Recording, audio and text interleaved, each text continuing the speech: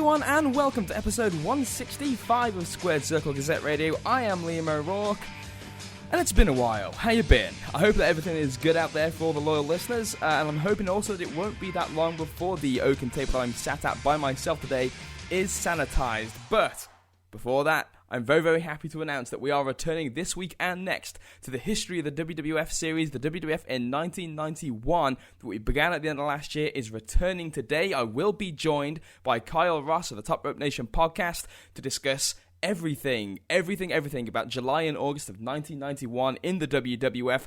There are so many huge stories to talk about here. We've broken this up into two podcasts. Part 3A today will cover the steroid fallout after the conviction of Dr. George Zahorian, the fact that WWF is under fire, Vince McMahon's response, Hulk Hogan goes on Arsenio Hall, everything that takes place on that side of things, as well as looking at the top angles in the WWF heading into SummerSlam 1991 and the departure and everything that leads up to it of the Ultimate Warrior, as well as giving a bit of a final summation on the theory that we had at the beginning, probably about this time last year when we did the 1990 series, talking about whether Hulk Hogan and his passing the torch to the Warrior was as much of a failure as has been kind of painted historically speaking. Next week, part 3B, it's going to be Ric Flair's departure from WCW as he arrives in the World Wrestling Federation. Obviously, his arrival is actually in September, as well as the rest of the card for SummerSlam 1991 and all the angles and everything that led up to it. So that's coming up next week, a combined 5 hours plus,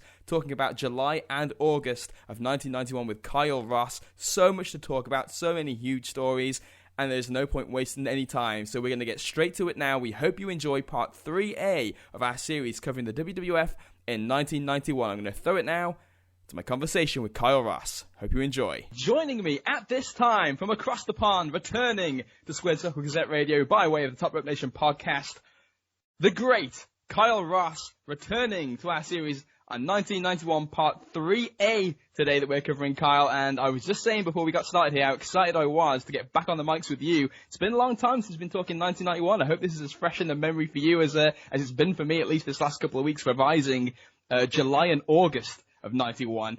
How you feeling about this one, man?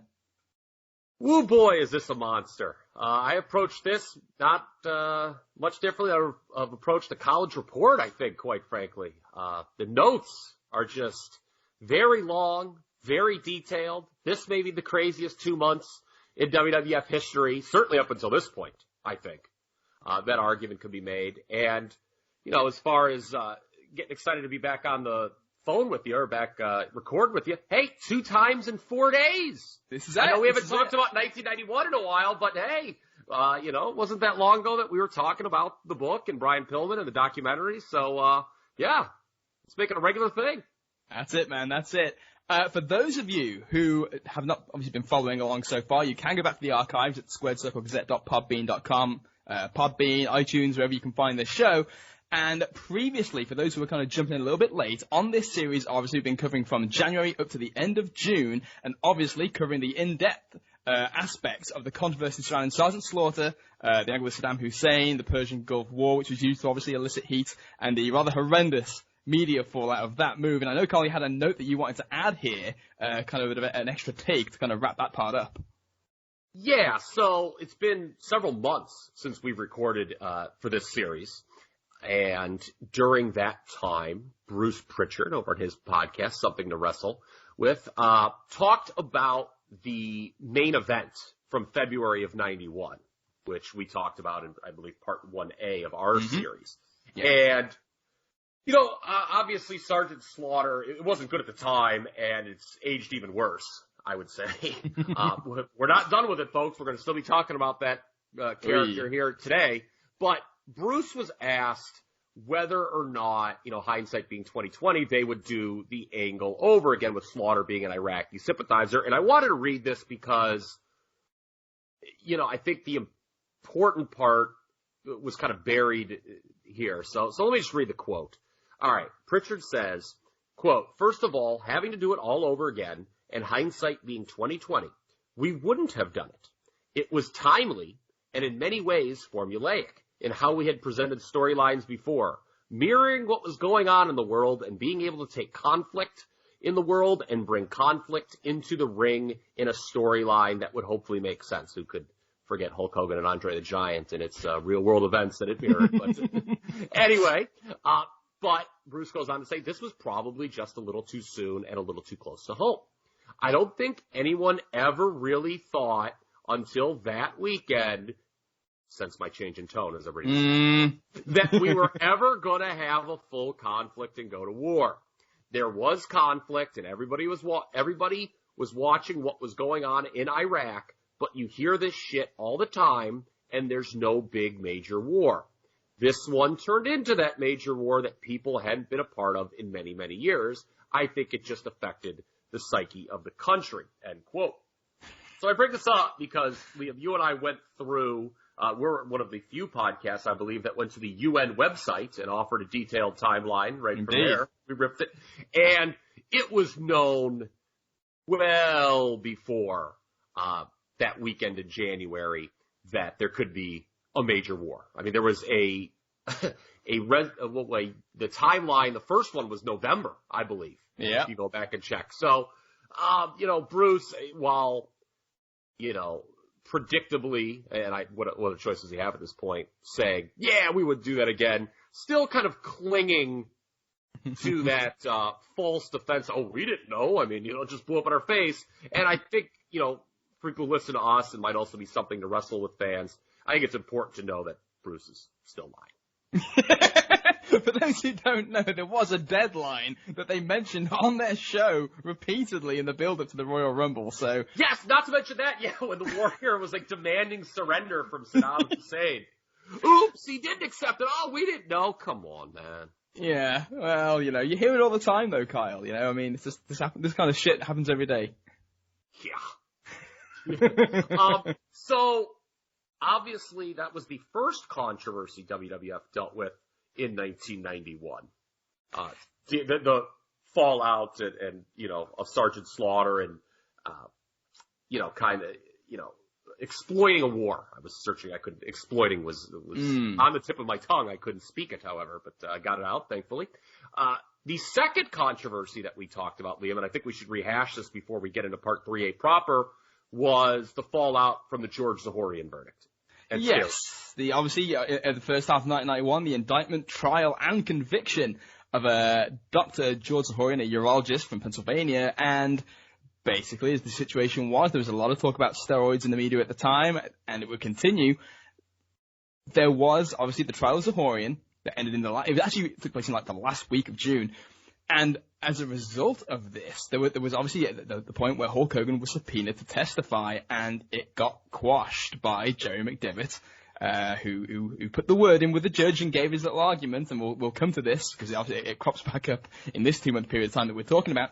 Zahorian found guilty, off he goes to the Slammer for a couple of years, and obviously the WWF, kind of, as we said at the end of the last show, felt like the worst was over.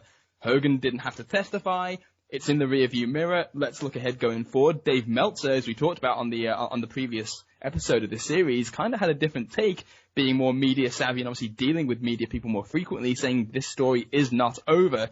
And boy, oh boy, is it not over, because as we were preparing the notes for this, Kyle, I got to be honest, I did not expect as many little tidbits and little items on this subject. I kind of had the impression too that other than obviously one of the major things we're going to talk about today, Hulk Hogan on Arsenio Hall, that the fallout and the aftermath of that trial wasn't going to be as quite as severe as it was. And this is going to be fun, man. We got a lot of little things to get to here and talk about, again, two things in a row, the Gulf War negativity. And again, this ultimately ties back to the 1990 series that we did, where we discussed, the fact they went so hard on Slaughter may have been part of the reason why the media kind of had an eye out for him anyway, because they kind of already riled up a lot of media personalities with that whole, the Gulf War exploitation. Here we are now with another big controversy, and boy, does it get some coverage. Yeah, it gets pretty ugly, and this leads, of course, to the decline of pro wrestling's popularity in this country for, basically 6 years. Or 5. I think 5 would be more fair assessment. It bounced back starting in 96. Yeah, but WWF specifically, for them personally, I mean, it didn't. You put 6 years is probably pretty much on the money.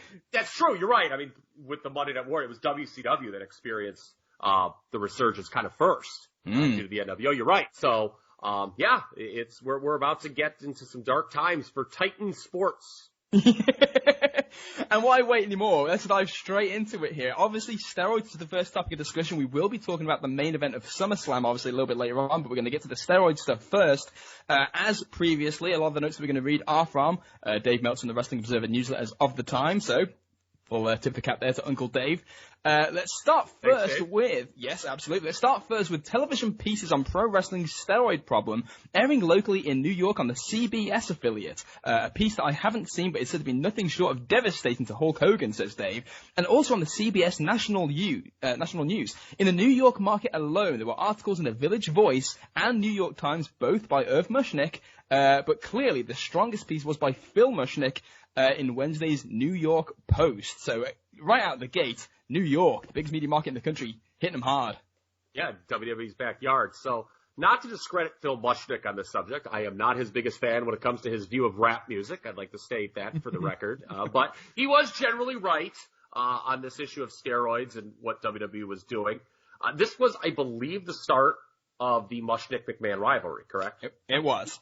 He had been maybe a bit of an outspoken critic, or he just had no regard for pro wrestling, I think. But this is when he really started to hammer them in the paper. And, obviously that went on for years and years, even into this century.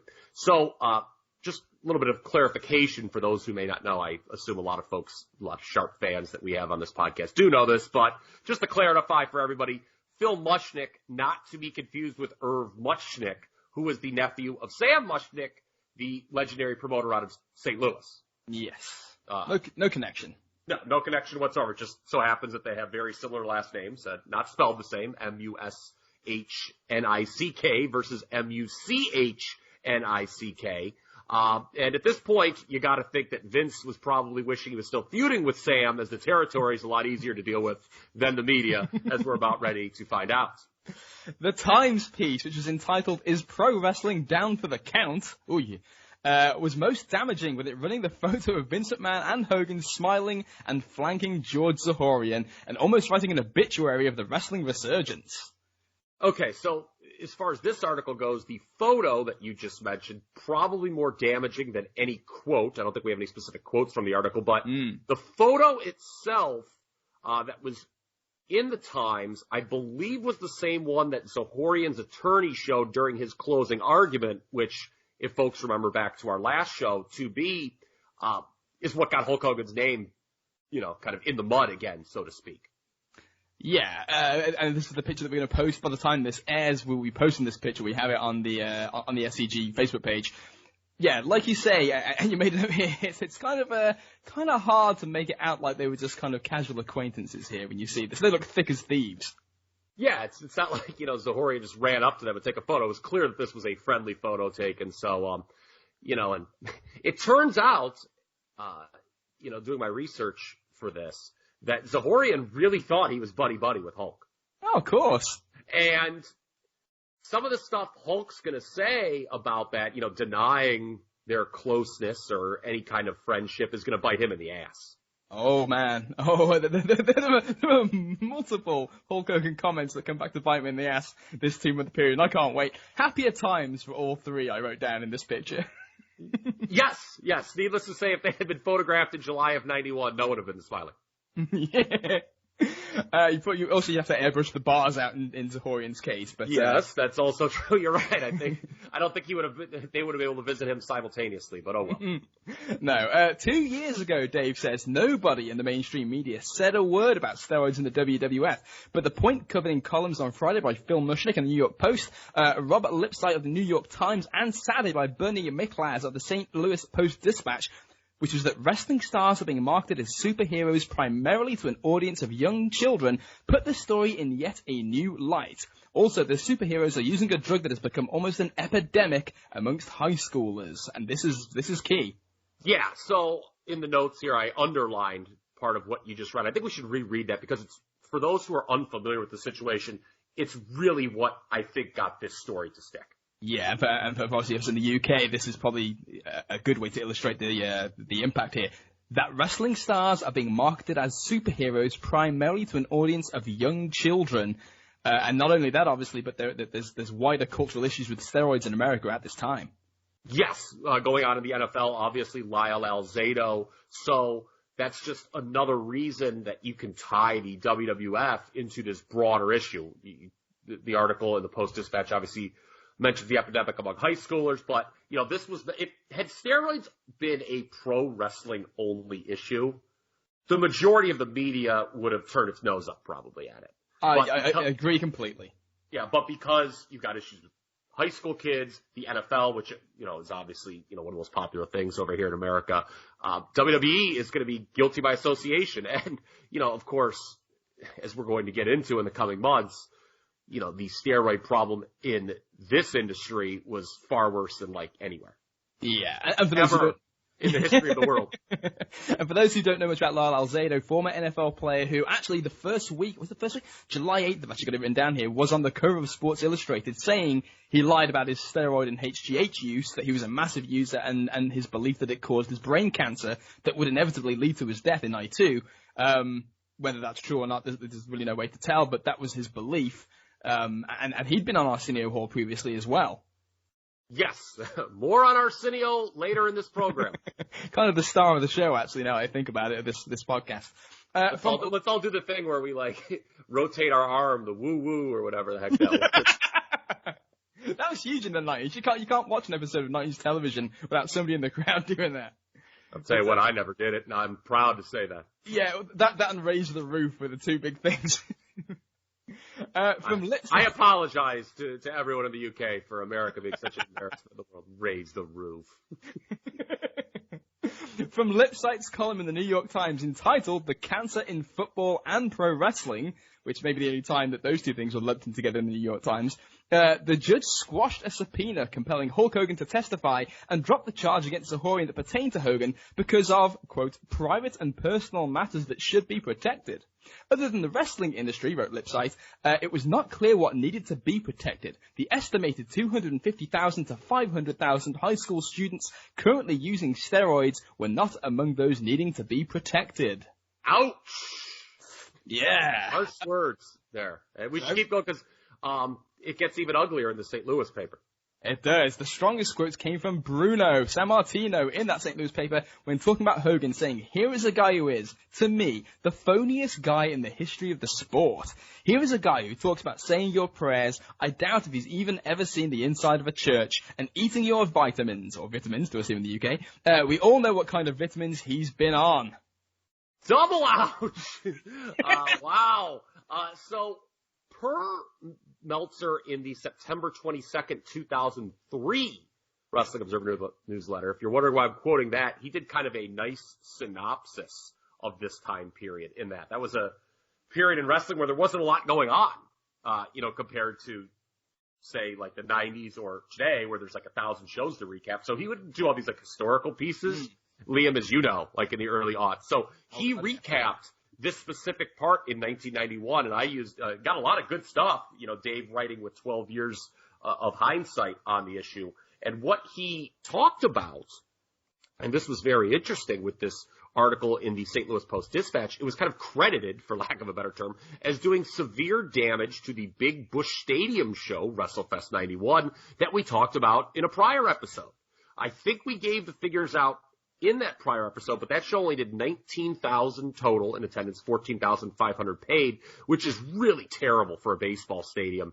And when Dave said it wouldn't have filled the market's indoor arena, the company reportedly lost $40,000 on this Busch Stadium show, which at the time was being pushed as the biggest in the history of the St. Louis market. Yeah. And I guess now we got our answer because our previous news item when this show was first, or this WrestleFest 91 show was first broached, was that it was going to be for a Coliseum home video. Yeah. And I think we now know why it was never released on Coliseum home video. There was a WrestleFest 91 Coliseum home video, but it was not the St. Louis show. 3 years prior, they ran the Milwaukee baseball stadium, kind of a comparable market, I guess, to St. Louis. And that show probably did double. That show in Milwaukee, when business was doing a lot better, was headlined by Hogan and Andre in a cage. That was Hogan's, I believe, first match back after WrestleMania 4. I think it's the only time he wrestled between WrestleMania and SummerSlam because he was filming No Holds Barred at the time. And then Savage and DiBiase was the world title match. So let me see if I can look this up real quick. I think it was in July of 88, if memory serves. July 31st, that's the one. July 31st. Love how you knew that either. You knew it off the tip of your tongue. You're just helping me out. That show did 25,866. So not quite double, but significantly more. Significantly more. Now, I wanted to pick your brain about that because obviously, with that being credited, what do you think about that? Do you think that's the reason for the low turnout, like a damaging article? Because, I mean, we've been tracking this for a while now, and it wasn't like the Gates were knocking them dead anyway. Now, granted, there was an awful lot of publicity and marketing the way into the show locally, but still, you know, like, this is not a period of time where they're doing, you know, 25,000, 35,000 people ever. Yeah, I mean, I think, you know, we've talked about whether it was, mainly with WrestleMania 7, the idea that, you know, bad press or not, that they were going to do 100,000 people in 1991 is just lunacy. But there was another quote that I think Meltzer had in that September 03 Observer that I didn't put in here, where the author was like really critical of going to the show. Like he's really? He's like, I was thinking about personally attending the show, but because of all this, I'm not going, and neither should you. Oh, like, wow. It was really pretty harsh. Yeah, of course I left that one, the juicier quote out. But, yeah, I think it was something to that effect. So, I mean, you're right. I don't think you could give sole credit, for lack of a better term, to the article. You're right. WWE was not doing well at the houses anyway to begin with, but it certainly didn't help. No. If it didn't hurt, it certainly didn't help. Yeah. The sponsors, the WWF sponsors, particularly those aiming at kids, were in a panic. Not over the hypocrisy, says Meltzer, because anyone who understands the first thing about freakish physiques knew it was there from the start. The panic was over exactly what Titan, there it is again, was having a nightmare over. Not that it had a steroid problem, but that it had a PR problem that companies associated with Titan feared could spread to them too. How about that? Reacting more to being caught than the actual issue. Shades of Mickey James and the trash bag, anyone? The more things change. This is like WWE's MO, though. Like the track record of company history is that they're reactionary. It's actually, you know what, I'm going to drop in a Kim Wood quote here, since I mentioned his name in our podcast earlier this week quite a bit. I'll do the same here. I remember when Kim Wood gave me the big speech about Vince McMahon and his belief that, and this is why I guess maybe he holds him in such low regard, where he's like, Vince is not an active, creative mind. He's a passive guy. He's somebody that creates an environment that makes it very hard for people to express themselves, but at the same time, he's always waiting for somebody else to do something. He's waiting for somebody else almost always, and that's pretty much what happens in a positive way, and certainly here in a negative way too. Yeah, the fact that it was an issue. He's starting a bodybuilding federation, for Christ's sake. Like, you know, it's laughable. Yeah, I mean, I don't, you know, even when they have testing, as we're going to get into for steroids, they're not doing that for the health of their performers. I mean, maybe there's like, 5% of it is to do with that. But, the lion's share is because there's all this outside pressure on them. Why aren't you testing your athletes? Yeah. And if that question isn't being asked by the media, there's not going to be any steroid testing. That's something that I think everybody could agree on. The overall health of the performers has never been front. So, I mean, my God, how about the touring schedule that they had these guys on for years? I mean, it's only until recently that, they're willing to give guys time off for an injury if they're even being promoted at, heavily in a big match and you've got some injury. Hey, okay, now you can sit out because, that's what most industries would do.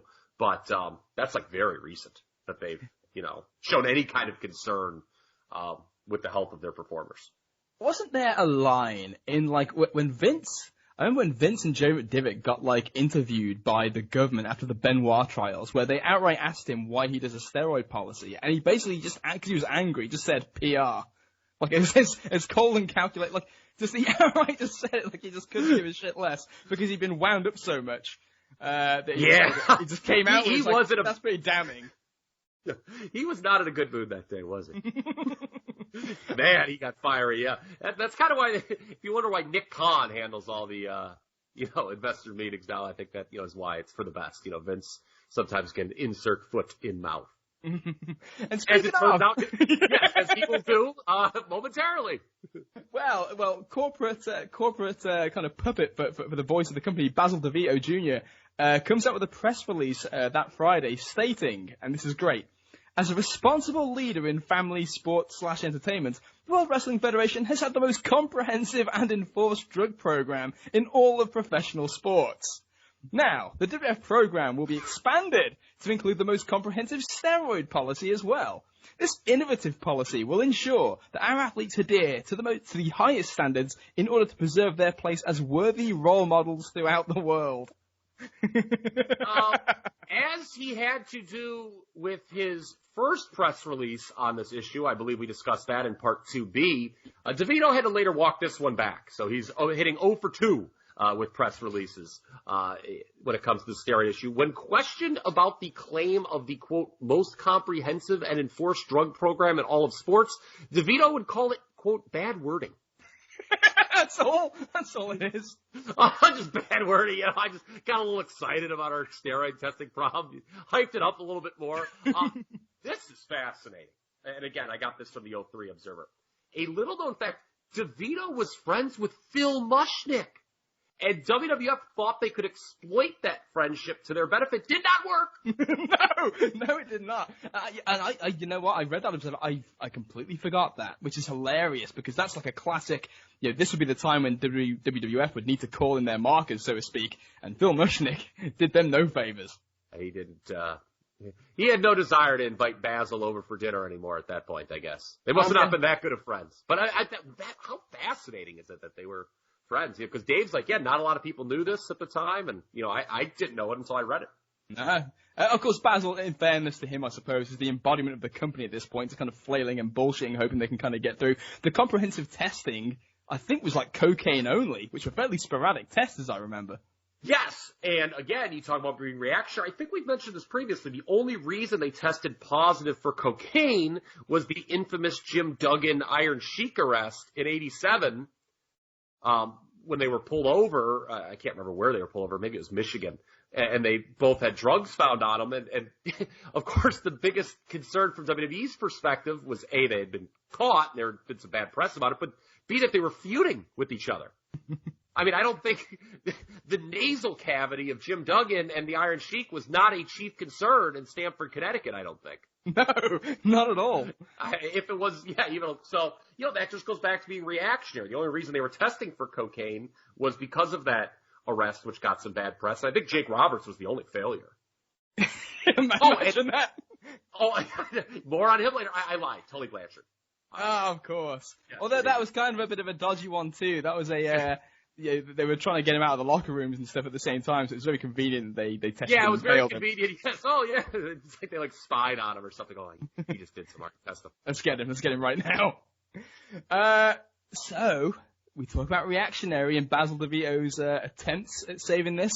Vince himself breaks into an episode of Primetime Wrestling to give a tremendous speech. You've got listed here as the July 20th Superstars as well. And pretty much echoes a lot of DeVito's sentiments. Obviously, it was the WWF speak. And he also writes a piece for the Sunday Times, but this speech on television is something else. Yeah, we're going to play it here momentarily. In it, you will hear Vince call WWF Superstars, quote, role models. Again, same language used by DeVito. And then the big kicker, that's why when you see this symbol pointing to the WWF logo, you can be assured of drug-free sports entertainment that you and your entire family can be proud of. I think we should just play this. Yeah, let's play it right now. The message, don't do drugs. We applaud their effort. However, here in the World Wrestling Federation, we have many superstars, some of whom have even become superheroes, all of whom recognize their responsibility as role models to just say no to drugs. Therefore, it should come as no surprise to you that the WWF has one of the most comprehensive drug testing, education, and rehabilitation programs in all of sports. This program will now be expanded to include testing for anabolic steroids. In short, the standards of excellence the athletes in the WWF live by will become the standard bearer for all professional sports for years to come. That's why when you see this symbol, you can be assured of drug-free sports entertainment that you and your entire family can be proud of. I do not remember watching this speech in real time at all. This was something that when I was doing my prep work for the show, and I saw it in your notes, I also saw it on historyofwwe.com, their recaps of the various superstars, I was like, what? This was on television? And I think, and this goes back to your surprise with the amount of bad press the WWF was getting here, I'm almost an 11-year-old. I'm 10 still in July. I turned 11 in August of 91. But I don't think I knew or comprehended what was going on at the time yet. Okay. You know, and so, like, Vince McMahon coming on TV and saying, you know, this is going to be steroid-free programming. I'm like, okay. Well, why is he saying that? You know, I guess that's, you know, okay, cool. But, you know, I don't think I was aware yet of what was going on. You know, I had talked about previously with the exploitation of the Iraq War. I was actually aware of that. There was an article that I had seen in our local paper here in Cleveland, the Plain Dealer, that, you know, Meltzer had reprinted in the Observer. So I was aware of that. I don't know when I first became aware of the steroid issue, to be honest with you. Yeah, I think so.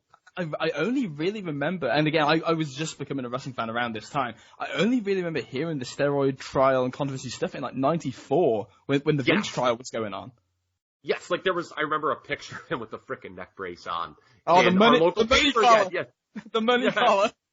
Yes. And so I knew that. I was like, oh my God. It's like, you know, Vince McMahon in a lot of trouble. But yeah, at this point in time, I'm not sure if I was aware of this issue. I wasn't watching, you know, the national news really at the time. Again, I'm 10 years old. So, you know, Tom Brokaw and Peter Jennings aren't, you know, my favorite things in the world.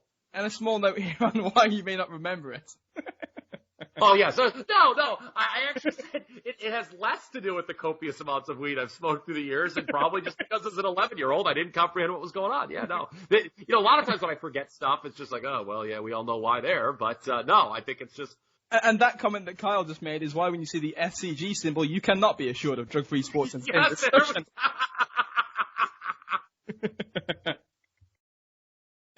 Oh, man. Meanwhile, while this is Speaking going of drug-free sports entertainment, or not drug-free sports entertainment. The World Bodybuilding Federation, the upstart promotion by Vince McMahon, has signed Lou Ferrigno of the Incredible Hulk fame to come out of retirement and compete in its muscle shows. Both groups, and of course Joe Weider's group being the other, the IFBB, has been involved in the biggest muscle bidding war in history to get Lou Ferrigno, who hasn't competed since the 1975 Mr. Olympia. Meltzer says reportedly McMahon increased his offer to a guaranteed $700,000 a year, plus he waived all rights to control Ferrigno's merchandising. So quite the effort to get him here, and I believe that this ends up blowing up in his face down the road, but we'll get to that. Yeah, and man, if you're a WWF guy at this time and you see them giving $700 large guaranteed to Lou Ferrigno, plus he can control his own merchandising, I would be really mad. And it just so happens there's somebody who does get really mad about it that we're going to talk about later in this show. But as for Ferrigno, he would go on the Johnny Carson show around this time and claim he signed with the WBF because it was, quote, drug-free. Oh, yeah. I mean, I have heard it all now. I mean, bodybuilding. I mean, that's like the one industry that people just assume steroids more than pro wrestling. I mean, I could not find this online, but I mean, I could not imagine too many people believed Lou when he said that the reason he signed with WBF was because it was drug-free. I think it was because he was given $700,000 guaranteed, is my guess. The fact that this is only the second most fraudulent late-night talk show appearance we're going to talk about in this episode, Liam, a bit jaw-dropping. Yeah, it is. The WBF, we've mocked it for a long time now, you and I. Always a dumb idea. But you said this earlier. When you've got a steroid scandal engulfing your primary business, like Vince does here, the WBF becomes even dumber. I mean, why not punt on this? Why are we signing Lou Ferrigno to $700,000 deals? You can only imagine what he's thinking, because like, he's come this far to try and launch this company, to try and make bodybuilding mainstream at a time when the world around him has become very anti-steroids. You know, it's like, this is a real 2 + 2 = 5 from Vince. Not to say that obviously it, you know, well, it wouldn't have worked because no one would ever care about bodybuilding on a mainstream level, I can't imagine, because, well, as we said before, it's worthless, but there you go. It's not interesting. I mean, I guess some people like it. I mean, some people like a lot of things. I'm just not into bodybuilding. 2 + 2 = 5, by the way. Great Radiohead song. Yeah, oh yes. And saying that, by the way, I know that American Gladiators got over, but there was more to that than just the physique spate. I think it's safe to say. Well, yeah, there was, I mean, yeah, I don't think, you know, people weren't watching that show to see American Gladiators pose. No. They were watching to see the competition, and there was like the whole element of like a real person going against these guys. Yeah, you're right. I mean, it wasn't just the allure of seeing big bodies. Yeah, there was more to that. Titan makes the decision to announce steroid testing and to get Hulk Hogan to confess to Arsenio Hall that he previously used steroids, but never again, says Meltzer. Yeah, and this is a more recent Meltzer quote from that 2003 Observer newsletter. With more and more pressure on the company from the media and the company's attempts at defense only working in reverse, McMahon went from the idea of misleading to the idea of telling the truth. And let's talk about how that went. The idea of telling the truth. What an idea. Yeah. Oh, you know, I can just see Vince, you know, guys, I've got a great idea. Let's just tell the truth. Seriously? I'm sure everyone's like, what, are you okay, Vince? Yeah. On July 16th, Titan Sports held a press conference at Donald Trump's Plaza Hotel in New York, in which McMahon made himself available to the media for questions. Before questioning began, says Dave, McMahon said that he experimented with Decadurabolin that he purchased from Zahorian 3.5 to 4 years ago for a short time.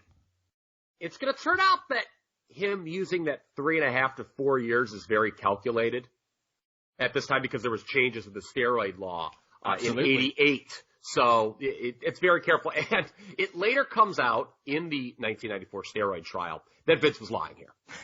Says Dave, quote, years later, when on trial, that brief period that Vince referenced turned out to be several years. And it didn't end by choice, but because McMahon contracted hepatitis and his doctor told him he had to give the stuff up, end quote. I believe it also came out in the steroid trial that it was during the filming of No Holds Barred in 1988, so not 87, yep, when Vince originally got on the gas after convincing by Hulk Hogan. Mm-hmm. And by that point in 88, it was illegal for Zahorian to distribute, correct? Yes, it certainly was. So I guess that note kind of flies in the face of the, I got the idea to tell the truth. As it turns out, not so much the truth. But Vince's strategy here is to basically make himself the scapegoat because nobody buys tickets to see him. It doesn't really matter if Vince McMahon's on steroids. That's not a big deal. But he can, to the media, try and placate them by saying, yes, I have done steroids. Like anybody would have even thought that Vince McMahon would, you know, in his suit, would need to do steroids. So very strange strategy here. Yeah, most people, unless you follow the industry closely and, read the Observers or whatever, a lot of people didn't know Vince McMahon was the owner of the company. No, I just thought he was a television announcer. I don't know when I made that connection. Again, it's been so long. I can't. It probably wasn't 1991 that I thought that I knew Vince. Oh no, not quite yet. In the next couple of years, obviously I did, but it's going to turn out though that he did a better job with massaging the truth than Hulk Hogan did on Arsenio Hall. Which happened the same night, July 16th. Oh, man. All right. So I'm going to start with something Meltzer said in 2003, and then you're going to go back to his quote kind of as it happened. Yes. All right. So the idea for both Vince and Hogan was to admit use in the past when it was legal, as steroid usage had become a felony by this point. Due to a legal loophole, from 1988 to 1991, it was illegal for Zahorian to distribute steroids to wrestlers, so there you go, but not illegal for wrestlers to get the packages and use the steroids. But by this time, 91, it was illegal for them to, make use of the goods. The boys need their candy, and unfortunately that's not legal anymore.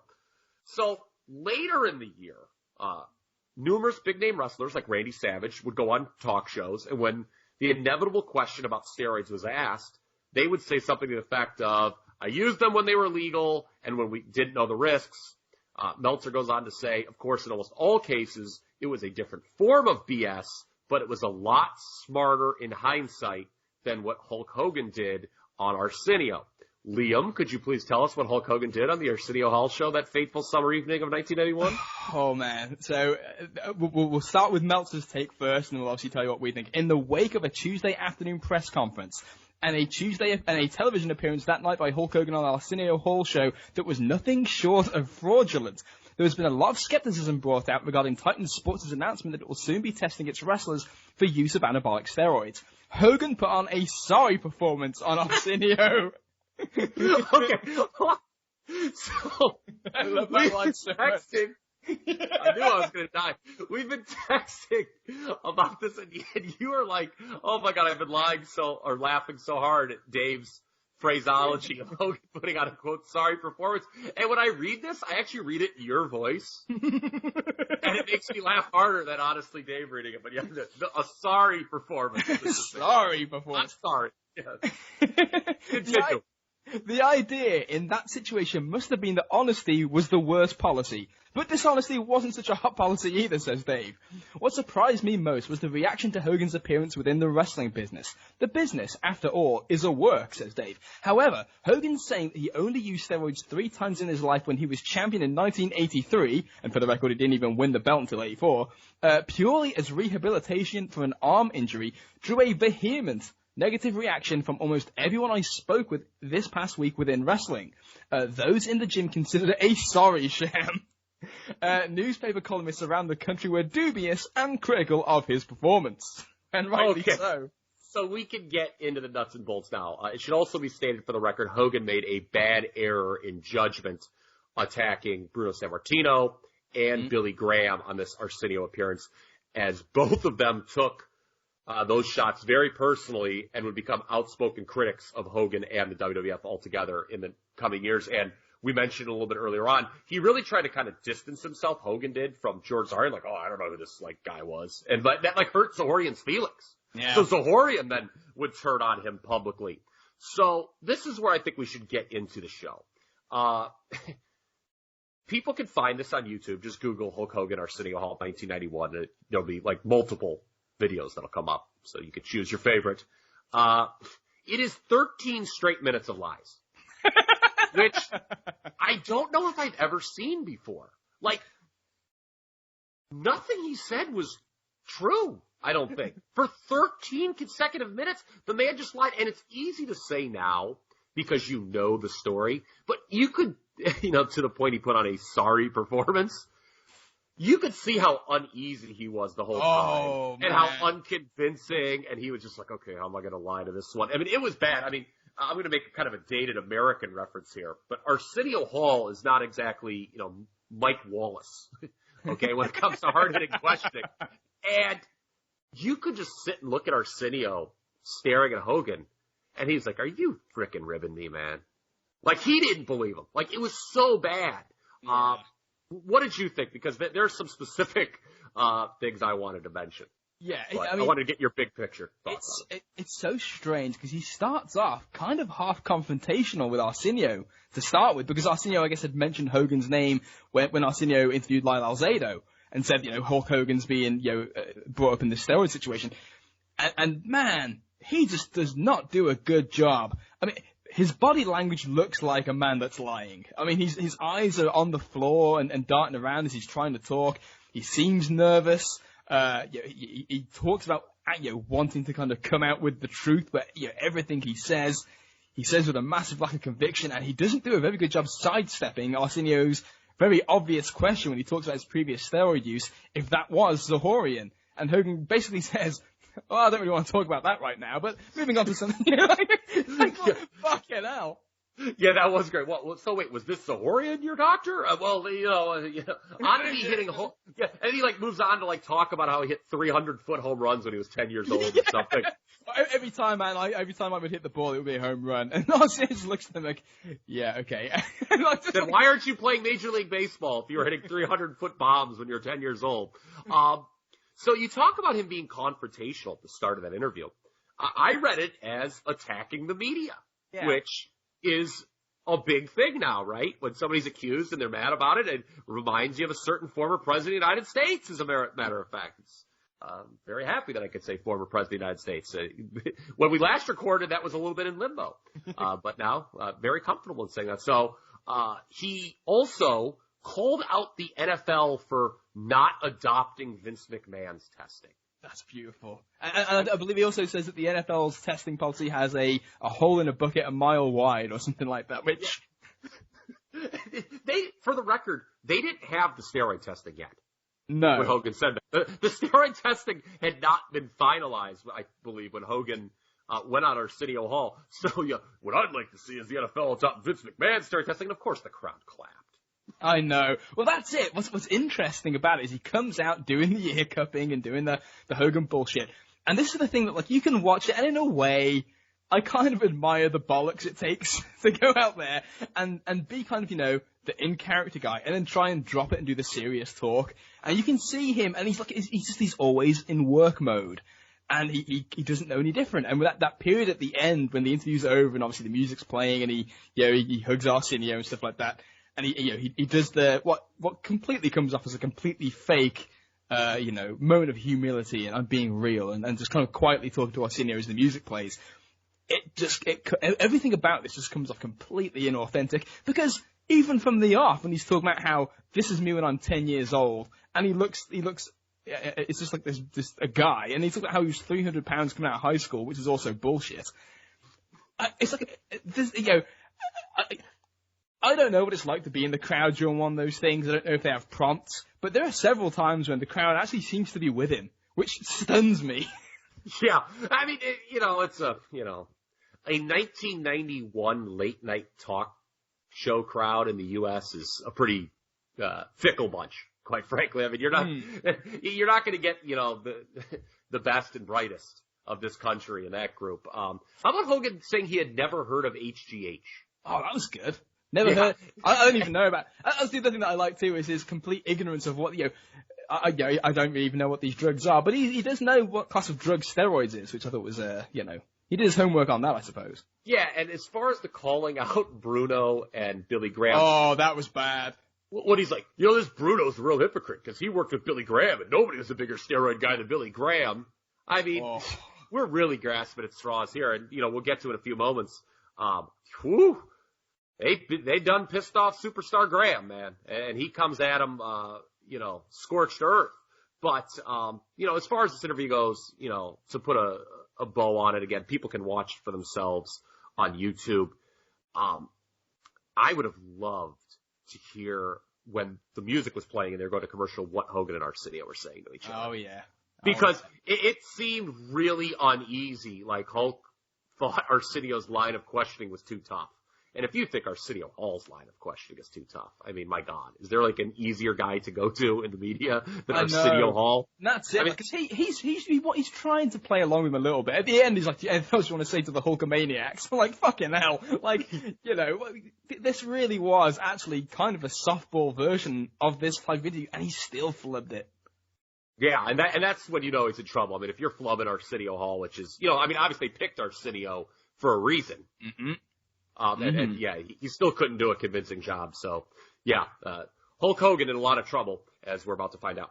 Yes, Meltzer says, judging from Hogan's performance, he was desperately trying to save an image that he's obviously afraid is in some trouble, and the gates for his matches tell the same story. As of Monday, the WWF advance was a poor 2,700 for a show headlined by a Hogan Slaughter Desert Storm match at the Cow Palace. He's had some trouble drawing in San Francisco, by the way, in the last year or so, if you listen to these things. Hogan would have taken a lot of heat over the short haul if he had told the truth, but in 3 weeks the story would have been finished, says Meltzer, and he and the WWF would have fixed their so-called Achilles heel, the steroid scandal. Instead, Hogan and the WWF are at the mercy of everyone who knows differently to not go public. WWF, beholden to corporate America and sponsors, even in 1991, I guess. So just to explain that quote, it's kind of like, okay, we all know what the deal is, but we don't want to make ourselves look culpable and take the short-term heat, so we're just going to try to run from it. Yeah. And ride it out. Yeah, and it turns out that's a really bad mistake. Again, to the earlier point, everyone's concerned about bad PR more than health concerns. I want to ask you this. Do you agree with Meltzer that this story would have gone away completely or gone away sooner had Hogan been truthful on Arsenio? Absolutely. Absolutely. Because if we're honest, nobody really gives a shit. And nobody really thought that it was clean to begin with. If I'm like, just from my own impressions of wrestling and people's perceptions of it when I was younger, there were no illusions that I remember. Like, the public at large was like, yeah, they're all on steroids and whatever, but like, it's, you kind of know that when you just look at them. But by doing this, Hogan paints such a target on himself, and that's the thing, like, by painting a target on himself, it continues the story. Because by attacking Bruno and Billy Graham, who were huge in New York, the biggest media market in the country, and they're you know, what they said, it was very easy for those guys to get interviews and get coverage. If he says that he did it, if he apologizes, if he babyfaces himself, if he pinches a tear out of the corner of his eye and gives very little room for the story to continue, then if nothing new happens, it stops being reported on. And once it's out of sight, it's out of mind. Yeah, I tend to agree. I mean, he would have lost some sponsorship deals, but, you know, you can always recoup those. And he did recoup them later in life. Exactly. I mean, the vitamin deal obviously was going to go away. Okay.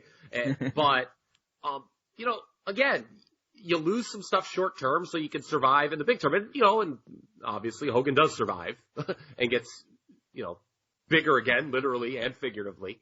But, yeah, the lying was not a good move here. And it has come out in subsequent years, I think even during the steroid trial, that Hogan was supposed to be more honest on Arsenio. And he himself called the audible. I think we need to hammer that home, that this was a Hulk Hogan decision, I guess, like, in the heat of the moment or as he was getting ready for the show, that Vince had, I think, was quoted saying he was disappointed.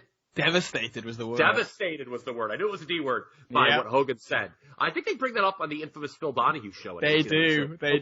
And Vince tries to deny it, saying, I don't think I said devastated. And then Meltzer goes, the word used to me was devastated. That's right. Which he was convinced was a setup.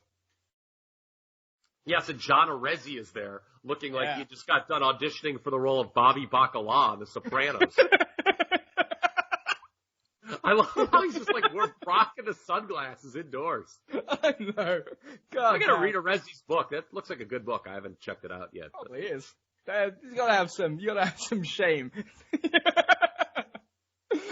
I've decided, by the way, we could talk about this off air. I'm really going to push you to go into 92 just because I want to talk about that Phil Donahue show. Oh, we're doing that. I already had it in my mind. We got to do that. We got to go up to that point. Okay. All right, good. No pushing required then. Awesome. No pushing required. However, in the fallout, Chris Cruz attempted to get Bruno Sammartino booked on Arsenio Hall to respond to Hogan's statement, which the show turned down. However, they did say they were very disappointed in Hogan's performance, and they had heard from many athletes in different sports who had used anabolic steroids that were upset with Hogan's dubious claims. The show's booking department said that they were led to believe that Hogan would come clean, and instead did just the opposite, that even though they personally like Hogan as a guest, they won't be booking any more pro wrestlers on the show. So Arsenio Hall's people also had the impression that was the entire point of the appearance. Yeah, and Chris Cruz, obviously a name familiar to wrestling fans, rather dubious name in the modern sense. I know that he's not the most popular guy on the internet right now, but we should note that WWF stars had been appearing on Arsenio for years, even the likes of the Twin Towers and Bad News Brown. It was a media-friendly outlet for WWF to go on. You know, and these guys would be on character, just kind of sell you on the shows. So, you know, losing that was seemingly a big deal. I will point out, though, that there actually was a future WWF appearance on the Arsenio Hall show not long after I believe it was November of 91, where LOD wrestled the Nasty Boys. On the show? Yes. My God. A tag team title match in the Arsenio Hall Studios, called by Mean Gene Okerlund and Jake Roberts. Why? I don't know, but it's on YouTube if you want to watch it. I need to go and find this. Do you have a favourite Arsenio Hall appearance? Savage was always pretty tremendous. Yes, I think he showed up in 92. So again, while they say, we don't want any more UWF guys, that didn't last very long, apparently. So, I also would be remiss if I didn't make this joke. Whenever I think about Arsenio Hall at this time period, so, there's going to be like maybe 2 people that remember this in the entire world that listen to this podcast, but I'm going it anyway because I remember it. So obviously around this same time period, I think it was actually November of 91, or it might have been August of 91. Something like actually, that. That Magic Johnson announced that he was HIV positive. Obviously, Magic Johnson, the very famous NBA player, for those of you sleeping under a rock. Well, Magic and Arsenio were really good friends. And they did this video, which was supposed to be like this cool way of talking to teenagers about HIV. Oh, and no.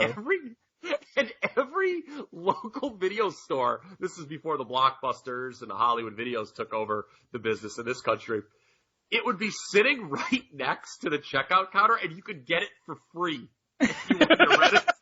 And I would always remember going to my local Falls Video, and be checking out a wrestling Coliseum video, and that frickin' Arsenio and Magic Johnson HIV VHS would be staring at my face, and I would always think to myself, who the hell would rent this? Even for free, it was always there.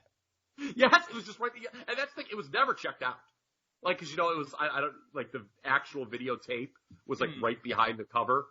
If you wanted to rent it, that's how you knew if it was in or not. But yeah, the video was always behind it. Nobody took that thing home, man. Oh man. I should look up, what was the name of it? It was like, it just was like, it was styled on the cover, like, like real talk and, Oh, that sounds brutal. Arsenio Hall, Magic Johnson. Just give me a second here. HIV video. I thought this was going to be a reference to because he was on Arsenio the day after he did the press conference, and like they did the big heart-to-heart speech there. I thought, it's going to be some kind of like kind of nod to whatever happened there. I didn't even know this thing existed. I knew you would. Okay, here it is. I found it. I'll have to send you the picture later. Time Out. The truth about HIV, AIDS, and you, and Magic and Arsenio are both wearing the most 1991 jackets of all time. Now, there are, oh my goodness, we've hit a detour on this podcast. On this video, there are appearances by Paula Abdul, Color Me Bad of I Want to Sex You Up fame. I don't know if you want that song playing during an HIV video. Tom Cruise. What? Luke Perry. There's a WWE tie-in. Oh my goodness. Pauly Shore. Sinbad. And Malcolm Jamal Warner, who is Theo on The Cosby Show. This is the definition of Rogues Gallery. Yes. What a video that is. Arsenio has got like this like flat top deal, and he's like pointing at the camera, trying to be real cool, like, all right, kids, it's okay to talk about it. Yeah, so this is an unbelievable video. I'll send you it. Please, dude. It's available on Amazon.com. Yeah, just Time Out. The truth about HIV, AIDS, and you. And our listeners can Google it for themselves. Is it free on Amazon? That'd be real ironic if you had to pay for this. Yes, you do. It's $4.38 on VHS on Amazon right now. Jesus. I might get this. Does not include shipping and handling. I may have to get this for journalistic reasons. Okay. I'll report back. What a video. Oh, man. So, I guess that was image enhancement time for Magic Johnson. Hulk Hogan was going through his own image enhancement period during this period. Missed all of his scheduled matches that weekend and was pulled to work from Minneapolis so that he'd work in the Special Olympics. Yeah, this was covered in the WWF magazine. Not the reason why, of course, but they did have a write-up on Hulk appearing at the Special Olympics. Nothing really amusing from the WWF magazine article, other than some of the celebrities that Hulk was photographed with, such luminaries as Don Johnson, Wayne Gretzky, wow. John Bon Jovi. Wow. Susan St. James, Dick Ebersol's wife, was there. So yeah, there was, but no reason why he was there, just because Hulk's a good guy. Yeah. And to be fair, he did do that. I mean, he did that stuff anyway. I mean, it was just here. This wasn't like the only time he ever made an appearance with the Special Olympics. Certainly a more impressive list of names than the Arsenio Hall Magic Johnson video. Yes. And there's somebody else that I'm missing too, and it's pissing me off now. I should have wrote the names. Speaking of, Hogan is also taking time off after SummerSlam and won't return until late October, apparently, because he's doing a movie, which was Suburban Commando. During the interim, the WWF is only going to run one show per night on the houses, headlined by Warrior versus Undertaker. Undertaker, says Dave, who is the group's hottest character at the minute, isn't even on the SummerSlam lineup, but the Warrior Taker matches will be coffin matches or body bag matches, which is obviously the second go-around or third go-around for this feud. Yeah, so let me look up, because, I was trying to figure out what movie it was. I thought it might be Suburban Commando, but I think it was to promote the movie, because it came out in the fall of 91. It wasn't like he was filming it, I think. Yeah. So, I do have some tremendous quotes from the critical response section of the Suburban Commando entry on Wikipedia.com. Oh, excellent. So on Rotten Tomatoes, the film has an approval rating of 15%. Based on only 13 reviews, however. So not only is it not good, not a lot of people commenting on it. Roger Ebert noted, famous film critic, this is the second feature starring Hulk Hogan, the man who looks like a comic strip hero. Hogan's range is limited, but not as limited as the movies he's appeared in. Despite the fact that his public image is often aimed at children, there's a whole line of Hulk Hogan toys. His first film, No Holds Barred, in 1989, was surprisingly violent, sexist, and blood-soaked.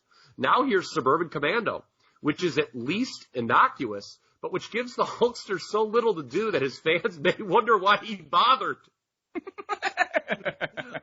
Michael Wilmington opened his review for the LA Times by saying that all the main personnel were, quote, likable, but that, quote, all that likability combined or even cubed doesn't create any pressing reason to pay admission to Suburban Commando unless you're an obsessed movie completist or a sudden cloudburst drives you to shelter.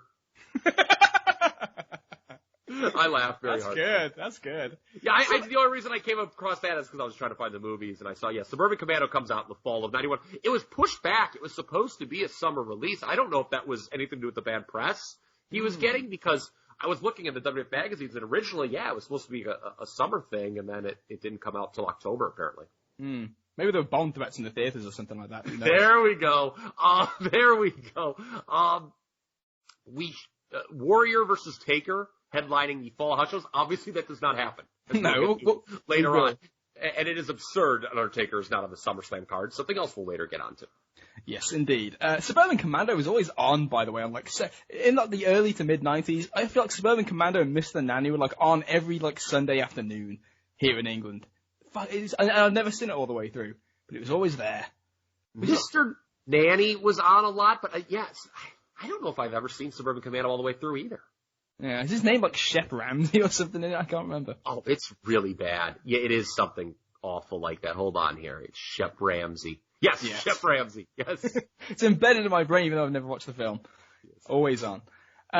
Many of the WWF wrestlers were contacted by the office this week, J.J. Dillon in at least several cases, says Dave, and told to make sure not to bring any anabolic steroids to the airports because they were afraid of searches. And I cannot wait until the day we get to talk about the most infamous of searches in the WWF locker room.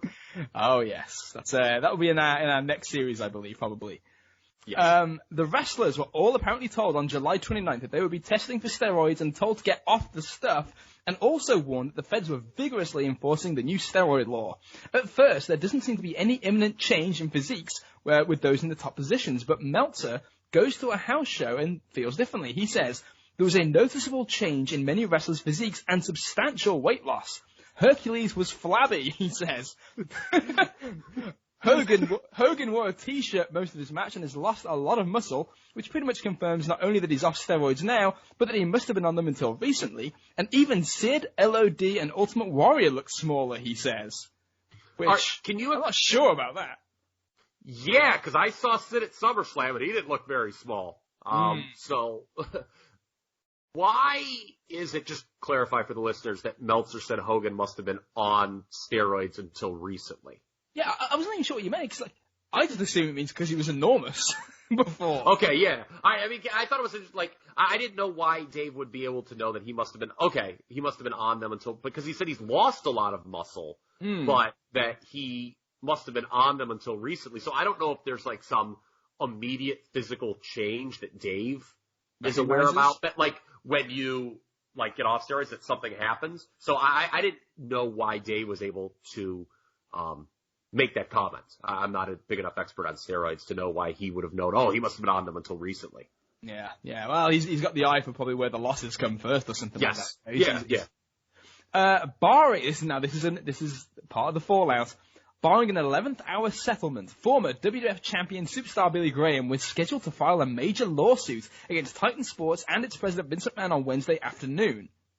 Along with the lawsuit, Graham was planning to make a public announcement, which sources close to Graham indicate will include very damaging evidence regarding steroid use within the World Wrestling Federation and by Hulk Hogan in particular. Graham was scheduled to produce his evidence on Thursday night's Entertainment Tonight. If what Graham is going to reveal is damaging enough and those close to the situation indicate that it is, the big question is how this will affect Titan Sports, and in particular, its merchandising and licensing efforts in the wake of all the negative publicity stemming from the Zahorian case. Okay, so we're going to cover this in greater detail in part 4, because Graham does sue. During the Zahorian trial, it comes out that Graham was crippled by this point from a vascular necrosis. I think I'm saying that right. Hopefully I don't butcher that. That's a disease that degenerates the joints. Resulted in him having an artificial hip and an artificial ankle, which his doctor told him was due to his 24 years of steroid usage, and he already was suffering liver damage. Dave noted that Graham would have almost surely passed away had it not been for him getting a liver transplant. Graham also, during the Zahorian trial, disputed the doctor's claim that he only sold steroids to wrestlers in small doses, noting that he himself was a heavy user, and in one 1988 purchase, Zahorian sold him enough steroids to last a full year. Oh, boy. That's interesting, 88, because Billy was done wrestling by that point. Yeah, I mean the comeback attempt ended at the end of 87, so interesting. He was still like walking Don Morocco to the ring, I suppose, and he needed the guns for that. But I guess yes. This is interesting to me because I remember when we were doing the 1990 series, there was pre-WrestleMania, wasn't there? Like I probably should go back and listen to this. I'm almost certain that there was a steroid-related interview with Billy Graham where what was hinted at there. Graham revealing some evidence that might be damaging to Titan Sports and steroids in wrestling, and Hogan in particular. It was hinted at then, and it comes out what it is, I think, in part 4, so I'm looking forward to obviously hitting the big reveal. But I thought it was interesting, knowing, obviously, what's coming, Hogan's kind of preemptive attempt to bury Graham. Anyway, he was softer on Graham than Bruno, but he still made the point to try and kind of hit the credibility of Billy Graham, because Arsenio throws up, hey, this Billy Graham, the guy that's not a reverend, that's a wrestler, I hear that he was talking about it. And then Hogan, of course, talks about how Billy Graham apparently did steroids for years and years and years in what was apparently a shocking revelation to Hulk Hogan. But yeah, a bad move to attack Graham, or at least even bring him up in hindsight, because Graham was on the warpath, and clearly he has the ammunition. Yeah, and he was sitting on it. I think the damaging stuff that comes out is a lot of the old wrestlers throw out these guesstimates of the percent of guys in WWF that are on steroids, and they're throwing out numbers like 90%. Yeah. And then some guys are like, yeah, that's probably low. Well, Graham's personal one is that he injected Hogan himself. That's right. Yeah, yes, of course. Yes. Which, if you know that, why would you start a fight with this guy? Yeah, wasn't there some thing about cocaine too that he talks about? Like Hogan's like, I can stop this, and then he takes a bump right in front of Graham on an airplane or something. Most comprehensive testing in all of sports. Yes, we don't judge. To be honest, that's kind of cool, that part. But, In order to beat grain to the punch, Titan itself sent out a press release on Monday regarding its drug testing policy, which will be conducted by Comprehensive Drug Testing, Inc., who ran the NBA and MLB testing. Did you catch, by the way, Carl, in the notes, who the head of this is? Who the head of Comprehensive Drug Testing is? Yeah. No. Dr. David Black, the same guy who heads the DRF policy in 2005 after Eddie Guerrero dies. Wow. The more things change. I did not make that connection. Oh, okay. That's very interesting. Yeah, I thought so. And, so here there is, I guess, the framework of official testing. So, going back to the DeVito and Hogan comments from before, what made that such manure is, there was no testing in place until at this point, this Monday, that they announced it. So, the testing does begin when? What are the official first rounds of tests made? Do they start testing in the fall of 91? I believe so. Okay. So more on that. They definitely do, because I remember the test results coming back in November, and they ain't pretty. That's right. They did do the first round of tests, and they're like, oops, we'll do a do-over. Yeah, let's do that again. So, obviously, absolute madness is taking place here from a PR perspective in the WWF. Vince is not having a good time. Hogan's not having a good time. And we're going to transition now away from that, because that's pretty much where the story ends as the end of August approaches. But, obviously, going to scale back now to the start of July on screen in the World Wrestling Federation, Kyle. Yes, so utter chaos outside the ring, everything we've talked about so far, not to mention two other major stories involving Ric Flair and the Ultimate Warrior that we have not even covered yet. We're not even going to get to Ric Flair today. No. It's just a word of warning. That is just how ridiculous this 2-month period is. There's no way we're going to be able to give that its just due in the next couple hours. We will talk about the Ultimate Warrior, though. So all this is going on outside the ring. Steroids, major names coming and going. And while it's happening, the WWF is, oh, by the way, building to its second biggest pay-per-view of the year, SummerSlam, which, as Meltzer had previously reported, we talked about in part 2, will be headlined by the Match Made in Heaven and the Match Made in Hell. The Match Made in Heaven, of course, the TV wedding of Randy Savage and Elizabeth, who had been married for real since 1984. Yeah, so the Match Made in Heaven... It's actually like at the very beginning of July, actually. There's an angle that airs where Randy Savage asks Miss Elizabeth to marry him, which is kind of building up throughout the course of the show. The banter with Piper and Vince on commentary is pretty amusing stuff, with them kind of like needling here, do it. Piper speculating afterwards if Savage will be able to get the words out at SummerSlam. Vince obviously kind of asking but what if, what's going to happen when they ask who might object to the wedding? And it's just like, again, just like all that kneeling, like, hey, something could happen here. But I was entertained by this, the build-up to the, and of course Elizabeth says, oh yeah, to accept the proposal. Yeah, is this my favorite angle of all time? Absolutely not, but you're right. I think Elizabeth answering with, oh yeah, was like a really nice touch. An obvious thing to say, but it was good. And, Piper standing up and yelling off headset, get down on your knee, was really funny, before Savage asked her to marry him. I do like in subsequent interviews, like on the barber shop or whatever, Savage explained wanting the wedding in the ring at SummerSlam because his career had been taken away from him. He just wanted it in the ring one last time. And what better way than have a wedding? So that was kind of a decent thing, because it was funny. As soon as they announce, the engagement, they immediately say, well, they're going to get married at SummerSlam. Randy and Liz didn't even get a chance to pick the date. And Vince is like, nope, you're getting in that ring at SummerSlam. That's when you're getting married. So, that's interesting stuff. And, of course, this, I guess, is pertinent because that Randy Savage documentary just aired on A&E. Yeah. It was at this time, unfortunately, that Savage and Liz's real-life marriage, which, again, began in 1984, was starting to fall apart. Mm. So, yeah, that sucks. And, it's too bad. What was that comment Savage had, like, a few years after this? It might have even been when he was at WCW, about how you don't want to bring your wife into wrestling. He's like, I had a wife in wrestling once, and now I don't got a wife. Yeah, I got the wife no more, yeah. yeah. Wow, yeah, that's sad stuff, especially coming off that documentary and how everything ends. So, but, it was good times here, and it's, a co-headliner for SummerSlam. The other half, the Match Made in Hell, Not good times. Talked about. Yes, not good times, is a 2-on-3 handicap match. Hulk Hogan and the Ultimate Warrior taking on Sergeant Slaughter, Colonel Mustafa, and General Adnan. Now, this is me talking here. It's logical, this match, in the sense that it's your chance to blow off the quote-unquote top heel of 91 against the two baby faces he's wronged. Obviously, there was the fireball angle with Hogan after WrestleMania, and he had taken the title from Warrior at Royal Rumble.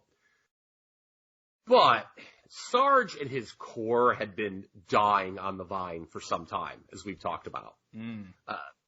Hogan and Slaughter, arguably the weakest Mania main event of all time. Maybe not even arguably. It might be inarguably the weakest Mania main event of all time. I think I used the term when we talked about WrestleMania 7. It was Vince's first big Mania main event misfire. Yeah. And there's an argument, I think, that this main event for SummerSlam is the weakest ever for a Mania or SummerSlam to this point in time. Even as an 11 or near 11-year-old, I was aghast at this bit of matchmaking. Again, I'm a kid and I'm like, well, who do you hell do you think's going to win this? Even with the 2-on-3 gimmick, I mean, it's just a formality here. Mustafa and Adnan, just horrific as pay-per-view main eventers. Not even on television where they do the squash matches just beating up jobbers. No one gives a fuck. They feel like they're not even over at all. No. The wild card, for lack of a better term, in this equation, though, and this is something I'm going to want to focus on here for the next several minutes, is the recently acquired Sid Justice being the special referee for the match. Yeah, so this is pretty much, to be honest, the only real intrigue this entire scenario has. Vignettes have been airing for Sid, those kind of weird, just a screen of Sid's face with like a serial killer sound effect in the background. And they're airing for him.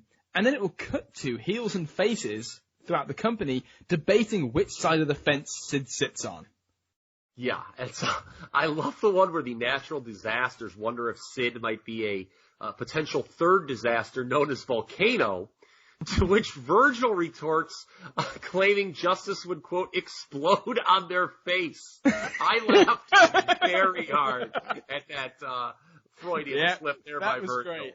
Yeah, was this the first time Virgil came up with meat sauce, I wonder? Virgil does not have a good month on the microphone, as we'll get to in part 3B.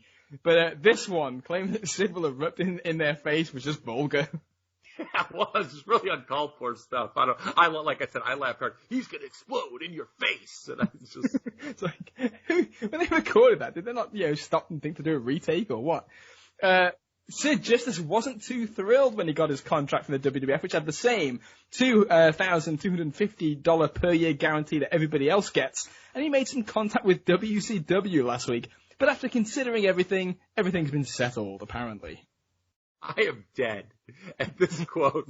So, as we talked about, when we went over Sid's departure from WCW, I believe that's part 2A if you're keeping score at home.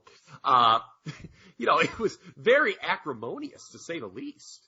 So, how does this phone call or this contact with his former employer go? Guys, I fucked you over really bad at Super Bowl. Any chance I could come back or That's on the balls on this guy to be bad. I don't know. To be honest, I don't know if this is true, but it's just unbelievable that you would fuck over a company and say, "Hey, I'm not really happy with my pay at this new place. Could you guys beat it?" They have no pride. These people have no pride. They let him out of a valid deal in the first place. We were talking about how they were just completely spineless bastards in the way they dealt with Sid. I'm convinced they would have taken him back. Yeah, they probably would have. Yeah, of course they would have.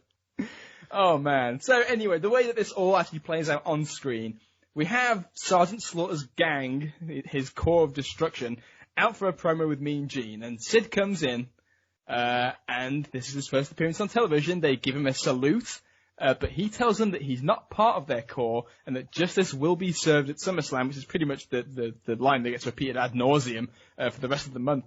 They do a very similar scene with Hogan and Warrior, where again he comes out and says the same thing, justice will be served, and in response, Hogan's facial expressions are pretty good in the background as Sid is talking about how he's not going to take any sides, I guess, hankering for some, partiality as Hulk is wont to do.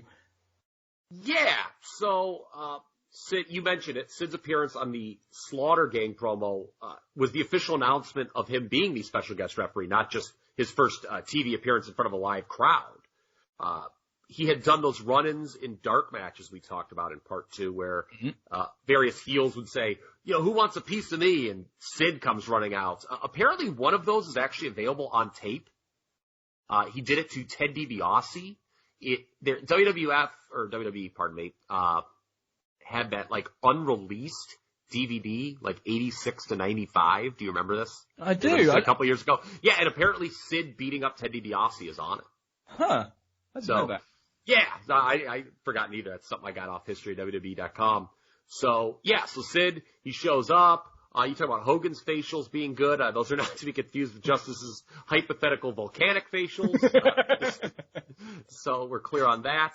When Sid was standing there with Hogan and Warrior, okay, first of all, this had to be Vince McMahon's wet dream, and this should be put on the Facebook page too. If you could take a screenshot of this, the three of them standing there, because it is very obvious at that point in time, the quote, most comprehensive steroid testing had yet to begin. I mean, those were three just ginormous dudes standing next to each other. So yeah, I'm sure Vince loved that, but unfortunately, bodies like that were not long for the promotion. No, Justice makes those guys look small. Yes, he does. I mean, he standing next to him, and it's crazy. I mean, how much bigger he is. And going back to the Slaughter one, though, I had a question for you. Did Sid think Sarge, Mustafa, and Adnan were all in different corps? Because he goes up to them all individually. He's like, I'm not in your corps. I'm not in your corps. I'm not in your corps. They're all in the same corps, Sid. You only needed to say that to one of them. So Sid wasn't the brightest when it came to his interactions with the talent. Can we start over? This month. No, pal, we're live. So here's what I want to talk about. Sid as the guest referee in his first big WWF angle. He's a newly acquired guy. It's his first pay-per-view cycle. He's going to ref the main event. This is the second time in the first 4 SummerSlams that they're using the guest referee gimmick for a tag team main event. Jesse Ventura, of course, in '88 for the Mega Powers versus the Mega Bucks. Is this the best use of Sid at SummerSlam 91 that they could have done? I think, in fairness, if it's not, it's pretty high up. Because it's the only reason, like I said, this is the only reason this match has any interest at all. And it's actually it is, when you look at it for what it is, it's Hogan and Warrior in a pay-per-view main event. The new guy in town is Sid. And that's really all that anybody's talking about. They do the 20-second promos or whatever, the 1-minute promos with, Hogan and Warrior together backstage, which we'll talk about soon. But, there's no angles. There's really nothing going on at all. It's all about Sid. So when you look at it like that, it's like they're bringing him in at the top. He is all that the main eventers of the past year are talking about.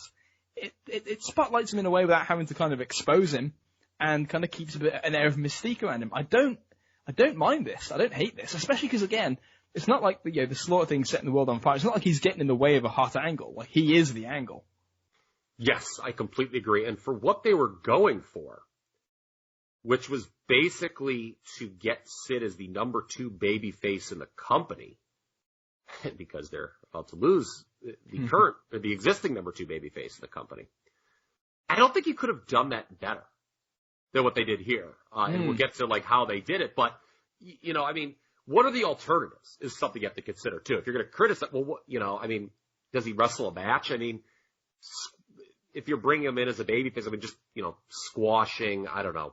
Warlord or Hercules on paper, what does that do? I think associating him in the main event scene is the right play. So, yeah, I do think this was the right call. And the drama over, what side will he favor in the main event if he favors either side. It really was the most interesting thing in the build-up to the match made in hell. Yeah, and Sid does seem slightly biased during the Hogan-Warrior confrontation by raising both of their hands to start, and then he just goes fucking wild on Okerlund, who dares to ask him if he's biased. Yeah, it wasn't the first or the last time, I should say, Sid would go wild at Oakland. Who could forget that WrestleMania 8 interview where he calls him a bald oaf and tells him to shut up? I enjoyed that. Yes. Good stuff. So, the build for the tag match is really heavy on these, on TV, the Hogan Warrior promos backstage. They're mostly good. They're not great, but, Slaughter's are horrendous. At one point during the Hogan Warrior promo, Hulk tells us all to check out popcorn boxes for hand grenades, in Madison Square Garden. And don't forget to look under those seats for booby traps as well. Yeah. I don't know what Hulk thought they'd been doing to MSG, but my God, I mean, hand grenades in the popcorn boxes. Again, it feels like Hogan's still wishing that the Gulf War was going on. Yes, and let's not forget that the Iraq War, when he wins the world title, that is when Saddam Hussein was going to surrender. Unfortunately, Saddam gave up well before that. So, unfortunately for Hulk's case, as we had talked about previously in this 1991 series, you're right with Slaughter. I mean, those interviews got real repetitive and bad. Not that the Hulk Warrior ones were breaking any new ground each time out, but at least they were funny because Hulk was saying stuff like, checking popcorn boxes for hand grenades. Slaughter, he had one on the barber shop. That was, I think, the last week before SummerSlam. That was especially bad. Like, it was just drawn out. He was saying these things. And you could tell nobody in the crowd bought this heel group as a threat to win at SummerSlam. And I think that was the problem. And we're going to talk about later on in this podcast a potential alternative that they could have done to make SummerSlam Match Made in Hell, I think, a little bit more juicy. Yeah, certainly a lot more. Now, of course, they do Hogan and Slaughter on free TV. This is part of the SummerSlam Spectacular on USA, but it's a sure sign that as a singles match, they feel like there's no steam left in this. And remember, no Saturday night's main event anymore. Yeah, that's gone.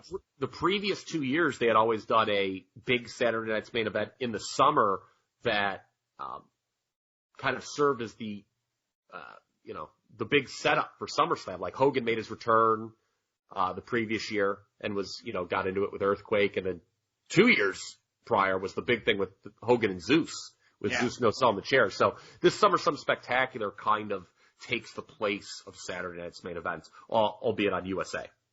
Yeah, the match itself ends in a DQ when the goons run in. No sign of the Warrior, but Sid walks down, doesn't exactly sprint to the ring, but he kind of ambles to the ring, holds back the heels, and then when Hogan kind of runs in with a chair to get them back, Sid takes the chair away. So again, like I say, the primary intrigue of this entire scenario is just what's Sid gonna do? And to be honest, it kind of looks like he's just gonna call it down the middle. So, which is kind of what he does. But I don't think that you talk about no steam left in Hogan Slaughter. Certainly, there's no denying that. I don't think running this match on free TV, given that it was a tag at the pay-per-view, is quite as egregious as the previous year when they ran Warrior Rude on Saturday night's main event. Remember we talked about that? Yeah, that was a terrible idea.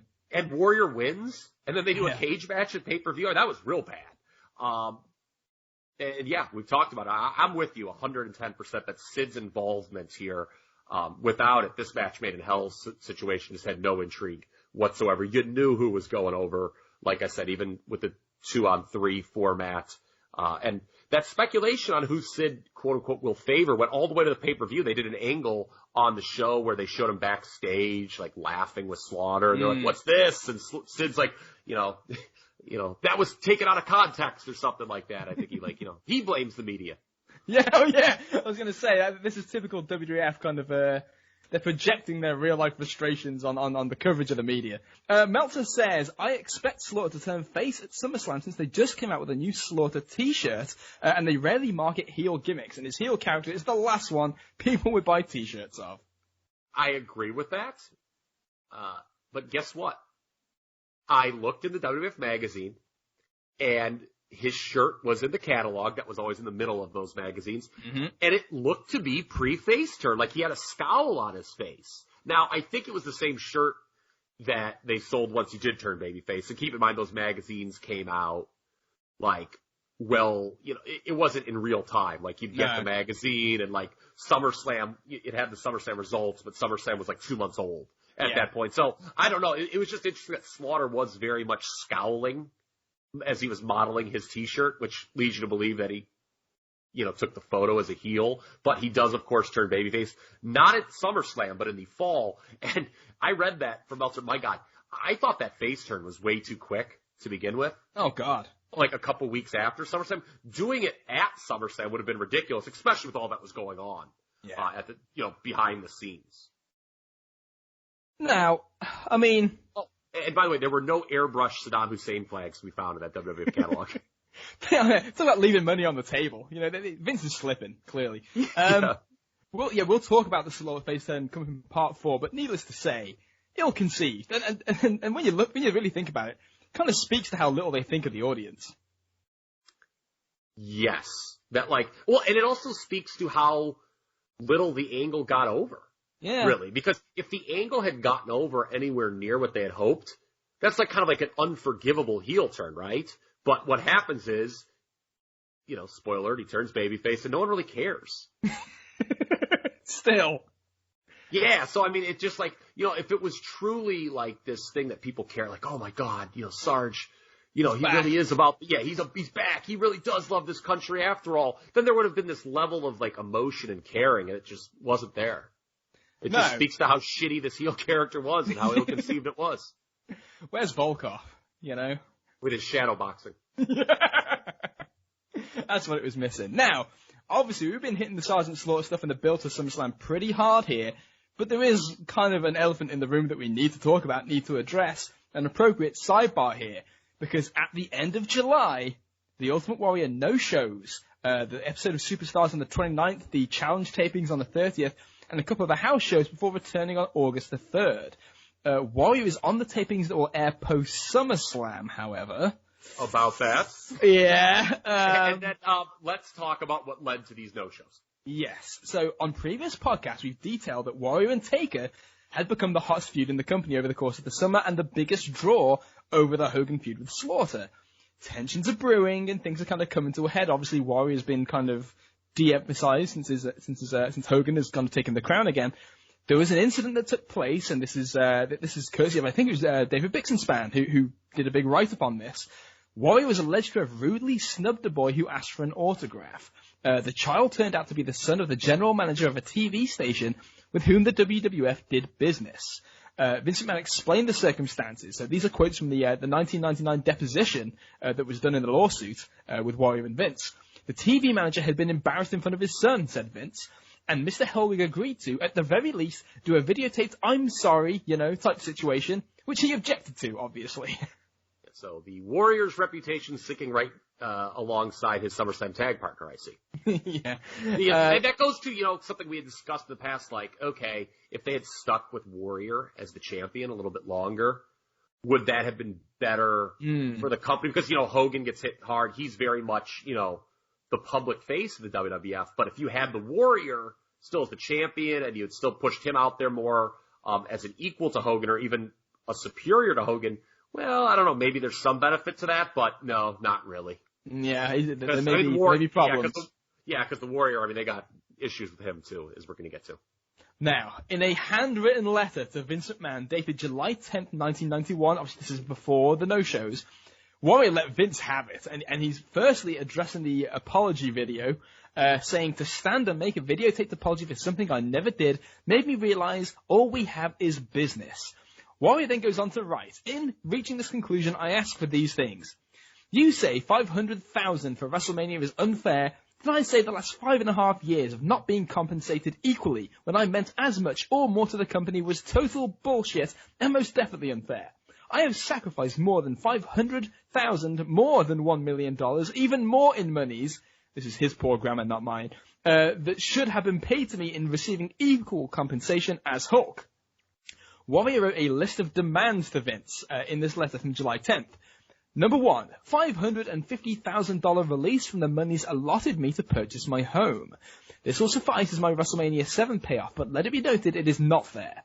I meant as much or more to that show as Hulk. I deserve to be paid the same. I know what Hulk will get, he says. Demand number 2, 4 days off every other time period except pay-per-views only. Demand number 3, I want the same pay cut as Hulk gets on pay-per-views, Saturday night's main events, Friday primetime, house shows, and proof of such. The same pay cut applies to what Hulk has been paid with relationship to past events WrestleMania 5, 6, 7, i.e. when Hulk was the top draw. Demand number 4, I want monies and prove of monies, not proof, but prove of monies on 1/900 Hulk and likewise same pay cut. Demand number 5, same pay cut on all forms of merchandising. Warrior then ends the letter with the following. Because I have had to always knock on your door, words alone are not good enough. I understand Doug Sages, who's the CFO, is on vacation. Call him, take his days off away like you do to the boys and myself and have it written. Every time I had to knock upon your door, upon leaving I have always apologized. I no longer feel I have any reason to apologize. Therefore, I will not. I have tried to speak as a friend, but maybe I don't have the qualities you require to seek me out as a friend. The videotaped apology was the icing on the cake. You see it as business, so whether I like it or not, I must do the same. Whatever your decision, I can and will live with it. Okay, you had a lot to read there, so let me ask some questions to give you a chance to recoup. Warrior being a lousy human being and poor writer aside, here is an honest question I have for you. Did the Warrior mean as much to the WWF in 1991 as Hulk Hogan did? We have previously discussed the Royal Rumble buy rate, which was superior to the WrestleMania buy rate. Why is that significant? Well, first of all, Royal Rumble almost never does better than WrestleMania. I think it's only happened one or two other times we've talked about. And Royal Rumble was Warrior Slaughter as the headliner. WrestleMania was Hogan Slaughter as the headliner. We've talked about the post-WrestleMania house show programs, post-WrestleMania 7, that is, over the summer of 1991. Warrior and Taker was out drawing Hogan and Slaughter. Hogan is, there's no doubt about this. He's obviously a bigger deal all time than the Ultimate Warrior. That's like inarguable. Mm-hmm. But post WrestleMania 6, this is my opinion, the argument that Hogan is still bigger than the Warrior really rests solely on the SummerSlam 90 number. And as we've gone further and further away from that, I've noticed that number or Hogan's drawing power for it that seems to be an outlier. Mm-hmm. In the sense that Hogan was coming off the extended layoff. He did not wrestle at all between WrestleMania and SummerSlam. That was his first match back. They did the awesome angle with Earthquake. He did a great job at it. There's no dispute. We were very complimentary of Hogan's performance. There's no denying that he did a great job. But it was also a tailor-made situation for him to do well. Yes. Right? Especially vis-a-vis the Warriors' shitty feud with Rick Rude. Which we talked about, it was just bad. So it seemed that, by that point, internally they'd just given up on the notion that they could make the Warrior even an equal to Hogan. But after they kind of came to that decision, he very much seemed to be an equal to Hulk Hogan. Remember, Warrior being around and being the champion in the summer of 1990 is what allowed Hulk to take that time off. If you don't have someone you trust in that position, Hogan can't take the time off at all. And thus, be such a big deal and draw that big pay-per-view number they got at SummerSlam. And so I've got a number. I know that's a lot there, but I've got two questions for you. The first one, you answer this one, then I'll throw you the second. Sure. The first one is, did the Warrior mean as much to the WWF in 1991 as Hulk Hogan did? I do. I absolutely do. Okay. Because, it's funny, and what is kind of the strongest thing for the Warrior there, what his big point can be? Well, they went back to Hogan, and what happened? Yes, indeed. Business went down. Business went down, and it went, again, this was not just a thing to do with Hogan and the belt and the timing. He didn't draw well in the fall of 1990 either, as we talked about. Once that initial thing happened and they were doing the tag matches with him and Tugboat against Quake and Bravo, those things tanked. Yes, that's another great point. You're right. And that's why I look at SummerSlam 90 and Hogan getting that big number on paper as the outlier and being the star. It was just tailor-made. It was his first time back. People hadn't seen him wrestle in 4 months. And then once he was back, it was kind of, back to the point that we talked about at the beginning of 1990. There was some staleness. And then, they put the title back on him because, the Warriors know Hulk Hogan, so let's just go back to Hogan. And if Hogan was still a significantly bigger deal than the Warrior, you would think business would go up. But it didn't. Yeah. It actually kept going down. And, again, I want to reiterate, because, the Warrior, he's not bless his soul, wasn't a good guy. Okay? He was not a good guy. But, and he's not as big a deal as Hulk Hogan was. He never was going to be as big a deal as Hulk Hogan was in Hulk Hogan's prime. But in 1991, I really do think it's a 1A, 1B situation. And it's really interesting watching the television. And I watched the match Made in Hell this morning. Again, I've seen it a million times, but I wanted it fresh in my mind. Like, there's this thing like, oh, my Hulk Hogan, the greatest world champion of all time. Yeah, it's nauseating. Yeah, and they're very much like, Hulk is back on his, on top where he deserves to be, and, Ultimate Warrior, yeah, you guys kind of like him, but he's number two. I just think that that's not actually accurate. I don't think so either. Now, you mentioned something there that was funny, the whole idea of in 1990 they give it to Warrior, and they come to the conclusion, well, Warrior is no Hulk Hogan. Well, by 1991, when you look at the actual results, it turns out Hulk Hogan is no Hulk Hogan either. Because it's that thing at the tippy top level, Vince especially, has this belief in like a mythical star power value, even when there's no sign that the star power is actually making any difference. And this is part of Vince's belief. I mean, it continues, not so much today, but even, recently, a couple of years ago, Lesnar. Lesnar's a great example of a guy who they pay big money to because they think he's a star, but when you actually look at like ratings and numbers, there's nothing that really you can point to and say, Lesnar's star power actually equals this for business. In 1991, it was pretty much the same with Hogan. Like we say, if it wasn't the case, Warrior wouldn't be outdoing him on these house shows. And Warrior's buy rate with Slaughter certainly wouldn't have been better than WrestleMania with all the equity that has. Yeah, I was thinking about this, and obviously we have a lot more to talk about with the Warrior in this podcast. But this is a question, the second question I want to throw to you. Was he unfairly judged those first 4 months vis-a-vis Hogan's first 4 months in 1984? So here's one that's out there. For those who don't know, and I think your light bulb already went on, but there may be some who are saying, what's up with Hogan's first 4 months in 84? What happened the first 4 months in 1984? Hulk Hogan, as world champion, was being outdrawn at the houses by Sergeant Slaughter Iron Sheik. It wasn't like Hulk just became the world champion. He just dominated. So, but what did they do? They had this belief, no, Hulk Hogan's the guy, we're building around him no matter what. And they saw it through, and it obviously works tremendously, right? I mean, they were correct. I mean, kind of looking past that short-term view of Slaughter Sheik, they're like, no, Hogan's the guy. We're building him. He's got more charisma. He's the bigger, star. We're going with Hogan, even though, there might be a hotter feud underneath him right now. And Hogan really didn't have any feuds in 84 until Piper. No, I was going to say, Piper's really, when you first mentioned that then, 84, I was like, 84, what the fuck did Hogan do in 84? And of course the answer is that Hogan is, relative to that, not really doing anything. Piper was really the first, and again, it's all built into 85. It's a long-term vision with Hogan. Yeah, so I just think it was kind of a self-serving prophecy, and I think I've mentioned this before on the series. Pritchard kind of intimated that they never really thought the Warrior was going to be bigger than Hogan. And again, he wasn't going to be bigger than Hogan was. But I think, and we'll talk about this more at the end of the show, this idea that Hogan was so much significantly more important to the company in 1991 wasn't true. And look at what happens in the fall when he leaves. And again, that's outside. That's when decline becomes more inevitable because all this other stuff we're talking about. But, I think Warrior has a point. He's got a case. He's got a case. I mean, what does everyone remember about WrestleMania 7? Well, the career-ending match, clearly. Yes, exactly. So, I mean, that's just another mark in his favor. I mean, that wasn't marketed as a double main event, but it kind of felt like it was a double main event. It really was. And I'd argue that it was maybe even harder than the main event anyway. Yeah, I mean, as a kid, I was way more looking forward to that than the Hogan Slaughter thing.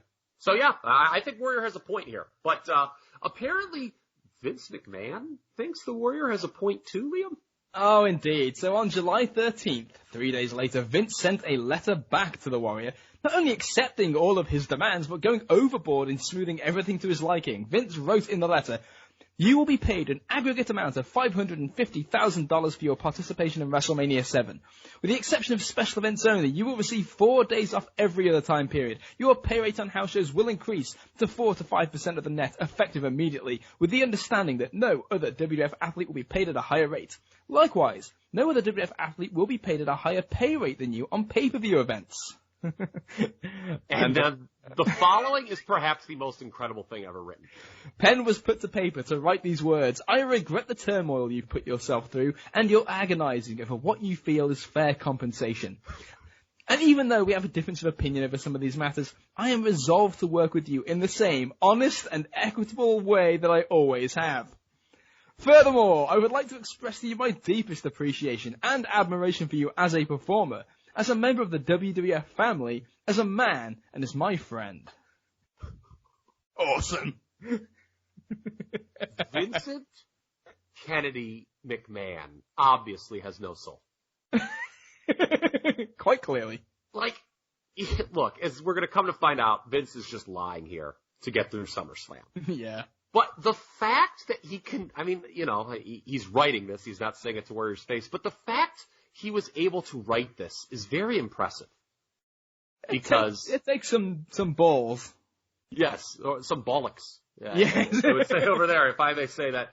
Yeah, I mean, this is just truly a remarkable piece of writing by Vincent Kennedy McMahon to just lie through his teeth like that. Because I've got news for you, folks.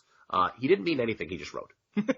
Yeah, that was about as honest as Hulk and Arsenio, as it turns out. It seems that lying is the theme of the business here during this 2-month period.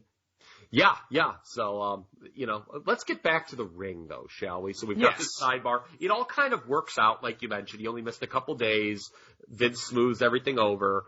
You know, people who are following the product at the time know that there's a big angle that we have to talk about that was going on in the August of 1991. So the Warrior getting shoehorned into the match made in hell. We talked a little bit about this in part 2. You know, how he had a hotter program at this time with The Undertaker.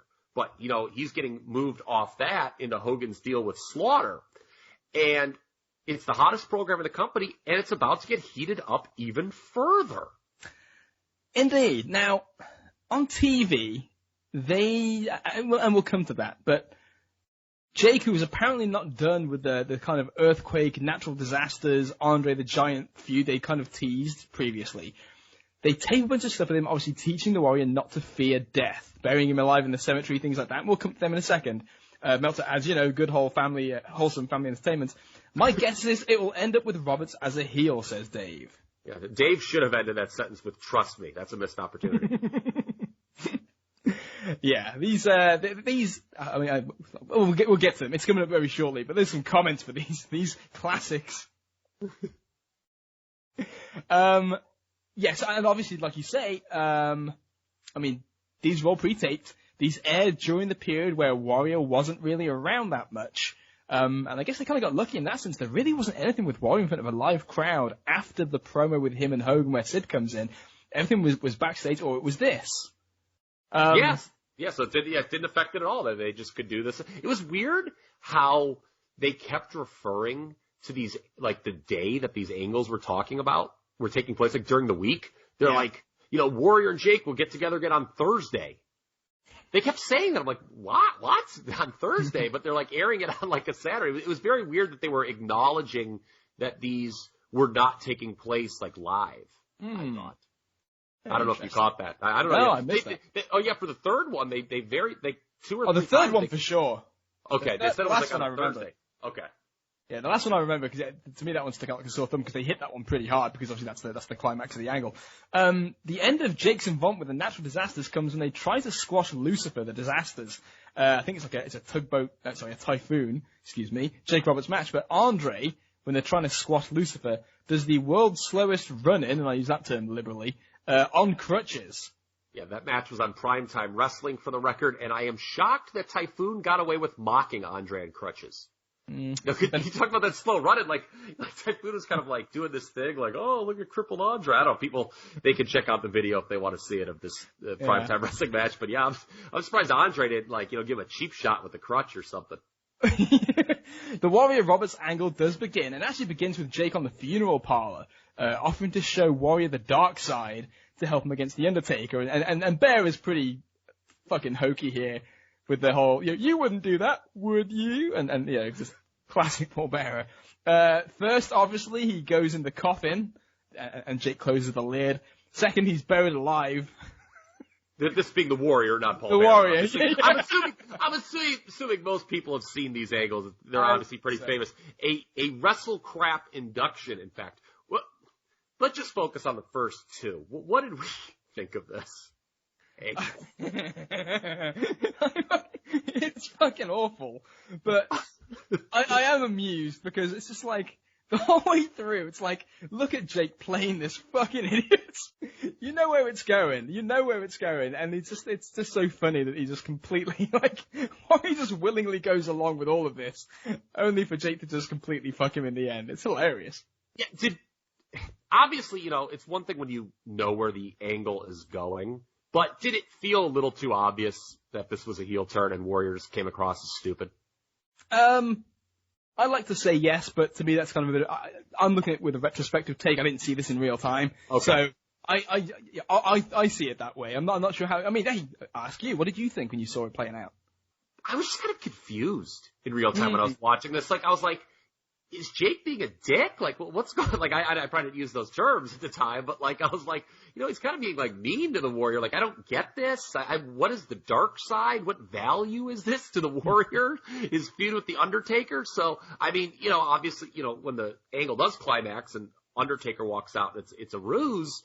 I was like, what? But they clarify it, in subsequent interviews, but I want to talk about these first two segments a little bit more because I have a lot of notes. The Warrior's grunting while he's in the casket was odd. It's it was really taking away from the angle. And then you had, Jake, trying to convince the Warrior to go in the casket on the first one. And it really felt like he was describing getting high. Or was that me? There was a lot of let it in, lay back, let it take over you, Warrior. And have you ever seen the movie Traffic? Yes. It's an Academy Award winner 20 years ago.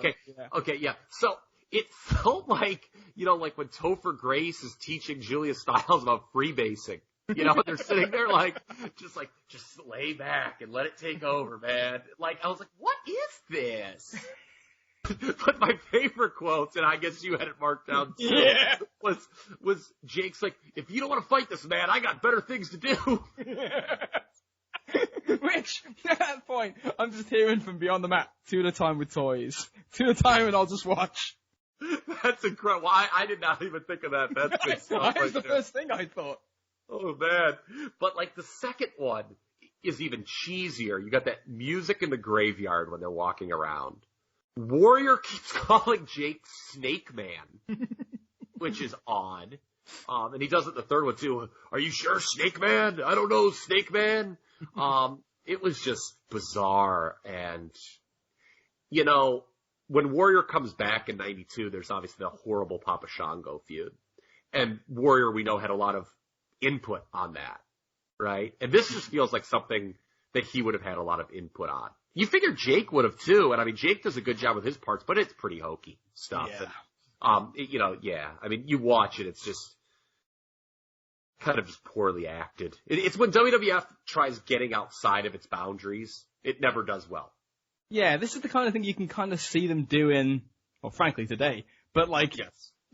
Much later where they do these kind of set pieces, I was kind of having the flashbacks that kind of Take a Cane graveyard horseshit with the parents from '98, where they but they really, I mean, this is, I mean, I don't want to say this is the first time because it's really not, but it feels like this is them, with the music in the background, the overproduced nature of it. You made a note here. I love to when Warrior gets out the casket and then does the slow turn and just stares at me at home.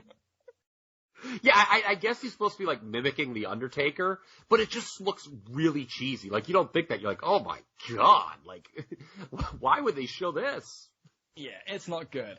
Obviously, those are the first two. We're building up to the last one, and they do a bit where Jake, who is still obviously a babyface at this point, comes down to the studio to wish Randy Savage well for the wedding, but his name isn't on the list of people that are allowed to go and see the couple.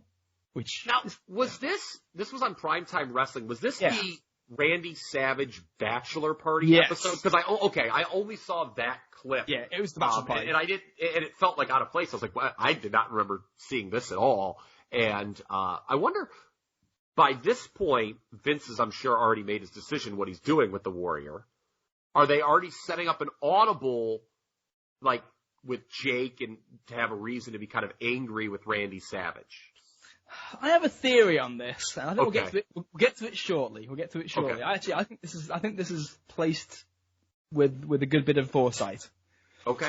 Obviously during this, Jake plugs the final Warrior trial, which is coming up, and obviously it's the heel turn as Warrior goes into the room with snakes. He goes to the middle of the room, opens a box, big snake, gets bit, falls on the ground, grunts some more. Taker shows up, revealing that it was a setup all along. And yeah, there's a lot of talk in the final 2 weeks of the SummerSlam hype about the snake bite, and that's kind of the explanation for why we don't see Warrior until the pay-per-view. As a climax, I mean, it was funny to see Warrior just kick the shit out of the snakes, I guess. But, again... What does Jake say when the snake bites him? Oh, you didn't like that, did you? It's something like that. Again, it makes me laugh. Just like, if you don't want to fight this, I got better things to do. So, Okay, our thoughts on the turn. We kind of teased this a little bit.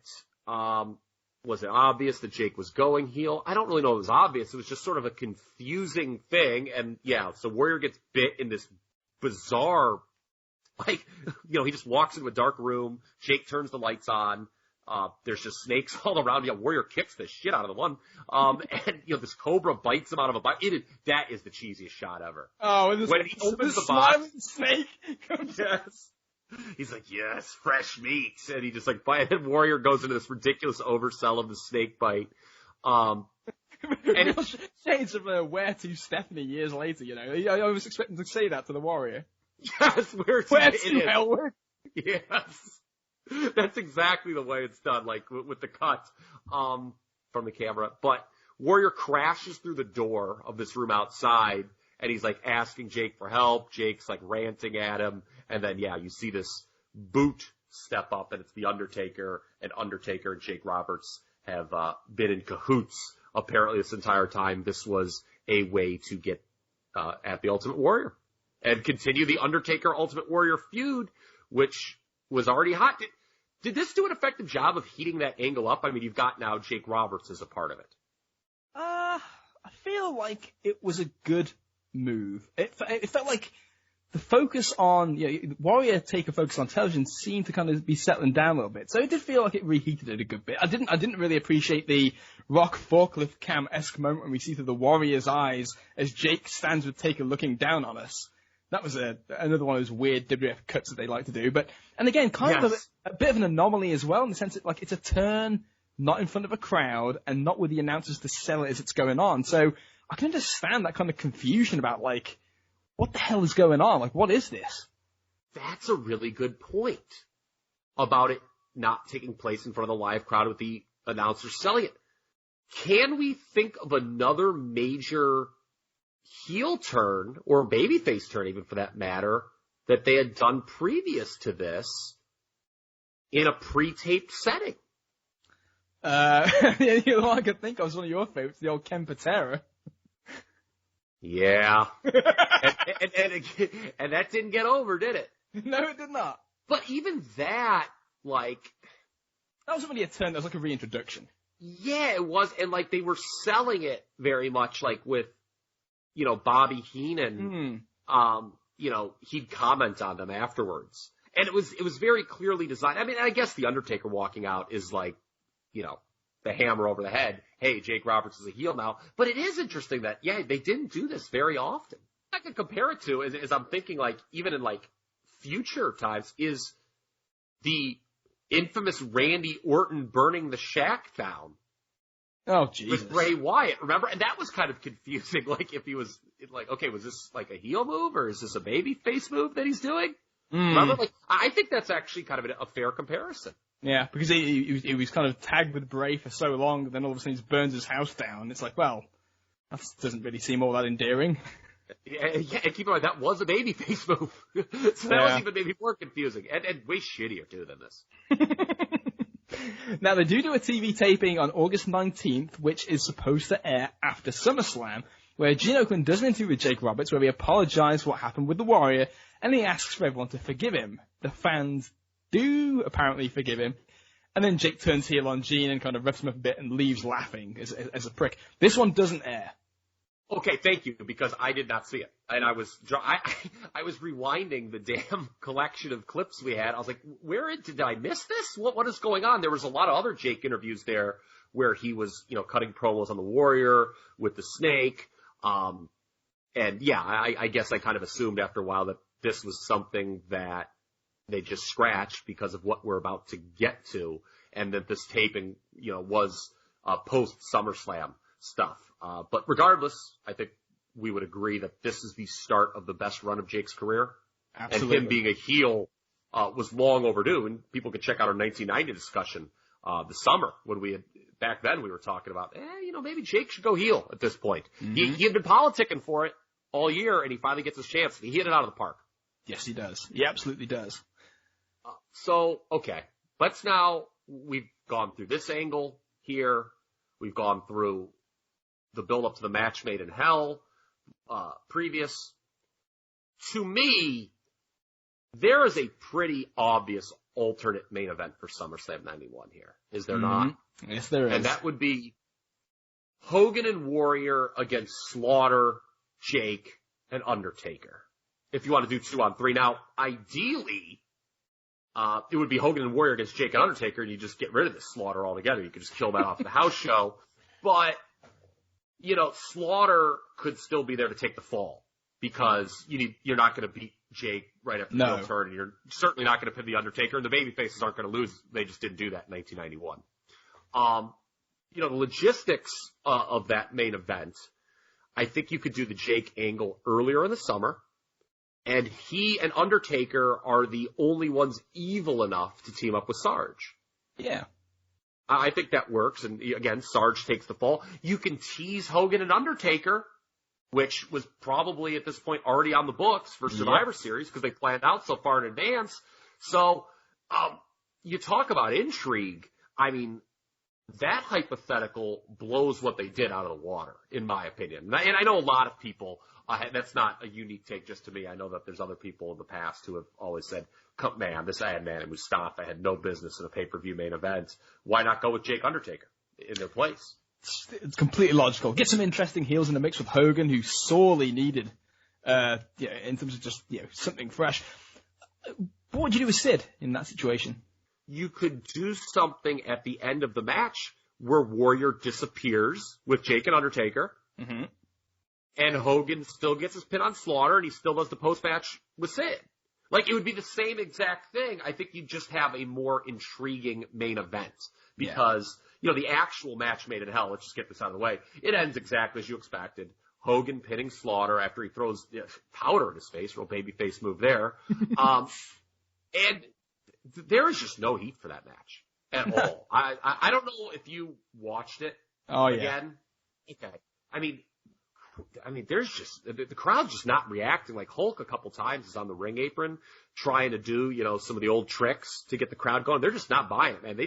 That heels team was just so weak. No one bought them at all, having a chance to win. I mean, Sid got, I think, the best reaction on the show, which again, to the point that he was the most intriguing thing.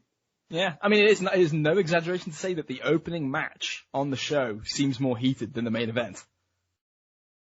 Yes, that's accurate. I think, it did follow IRS Greg Valentine, but still. Fair enough.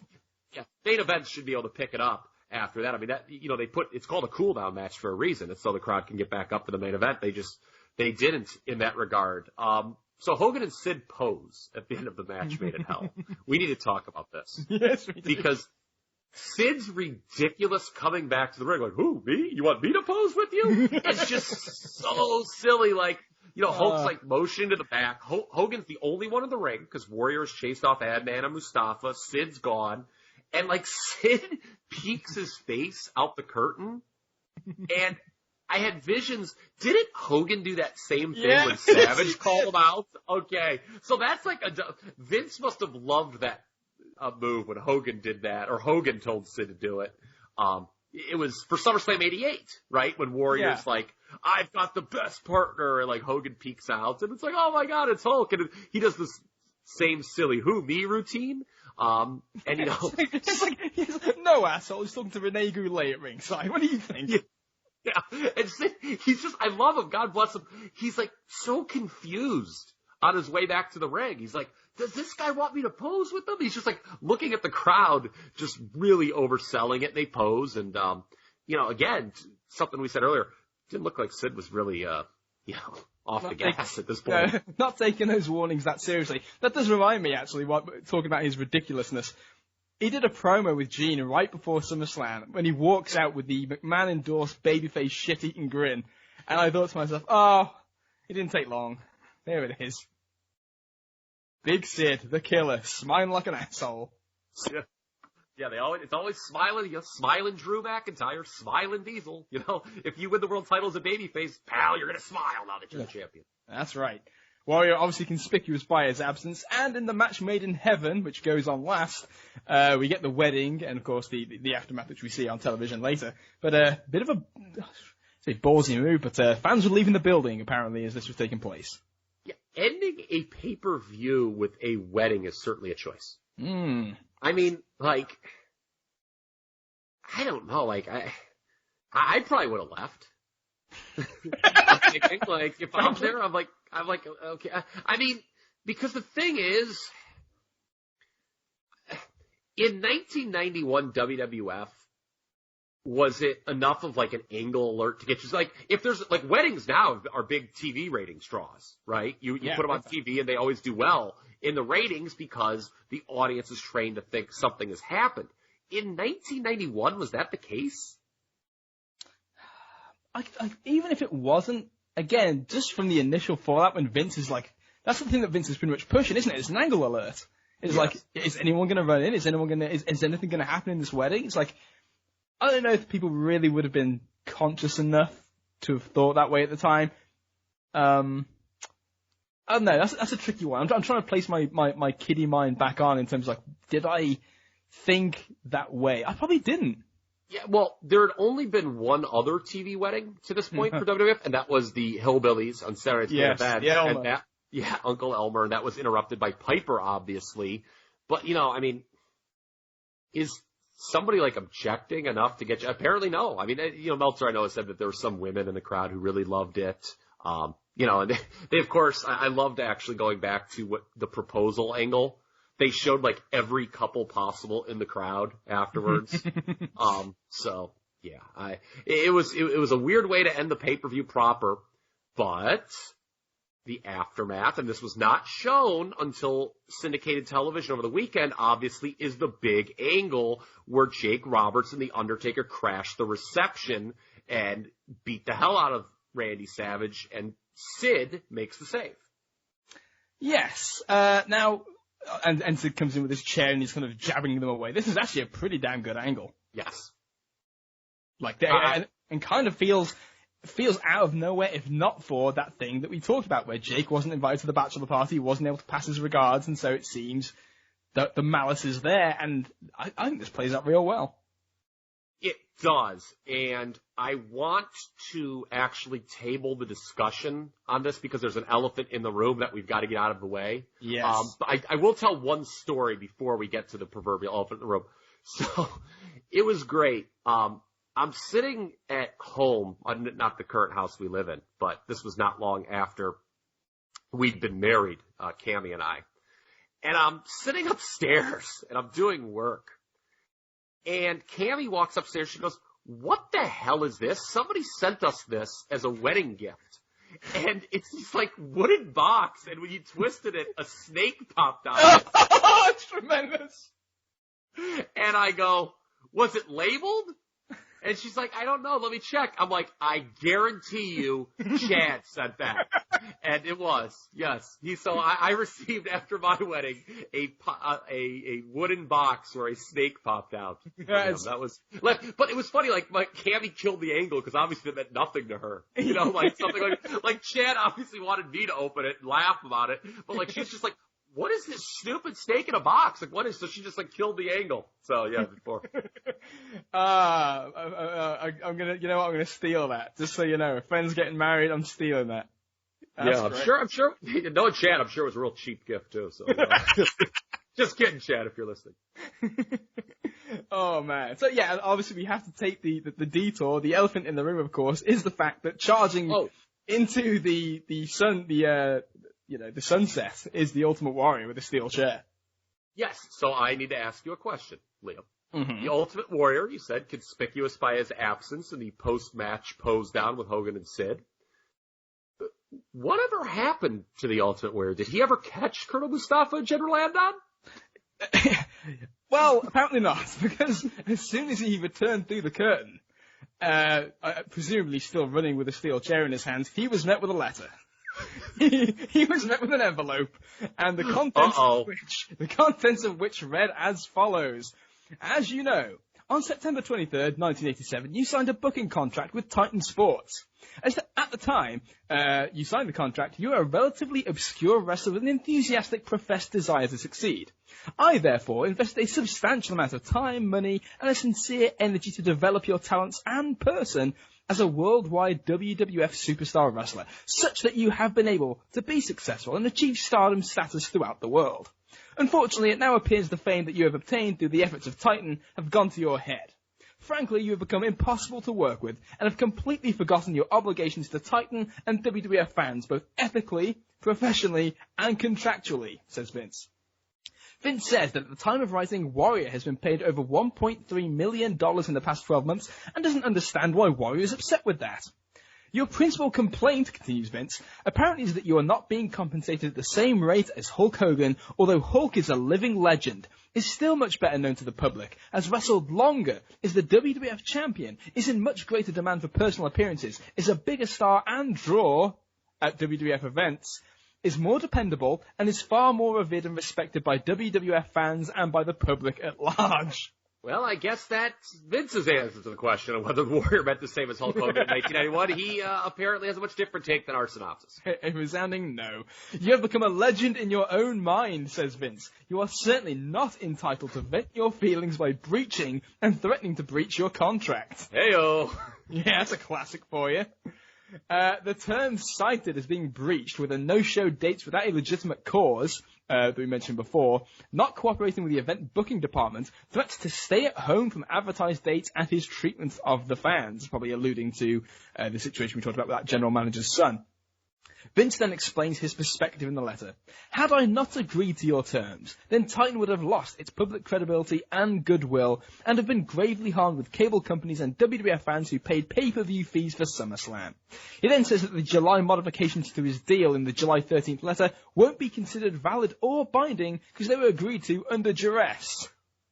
The only thing missing here was the "you're fired," I think.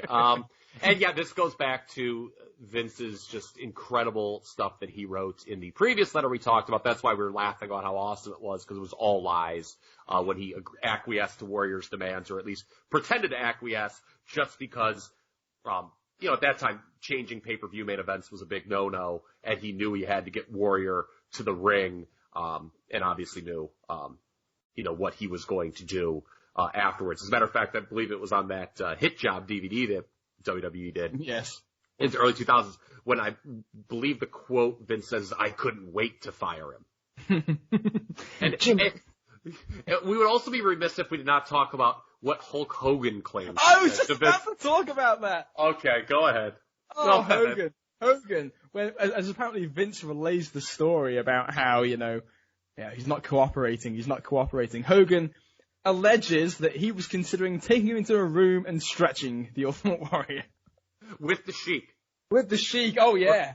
With Iron Sheik. He's like, what if we stretch him a little bit and show him the way? I mean, unbelievable.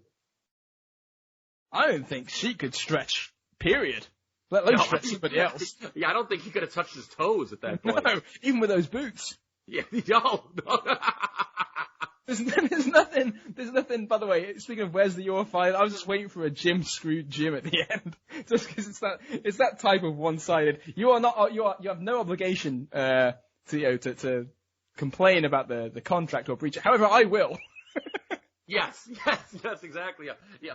Here's why I don't think you have any, reason to complain, but yeah, you're actually screwing me over in this situation.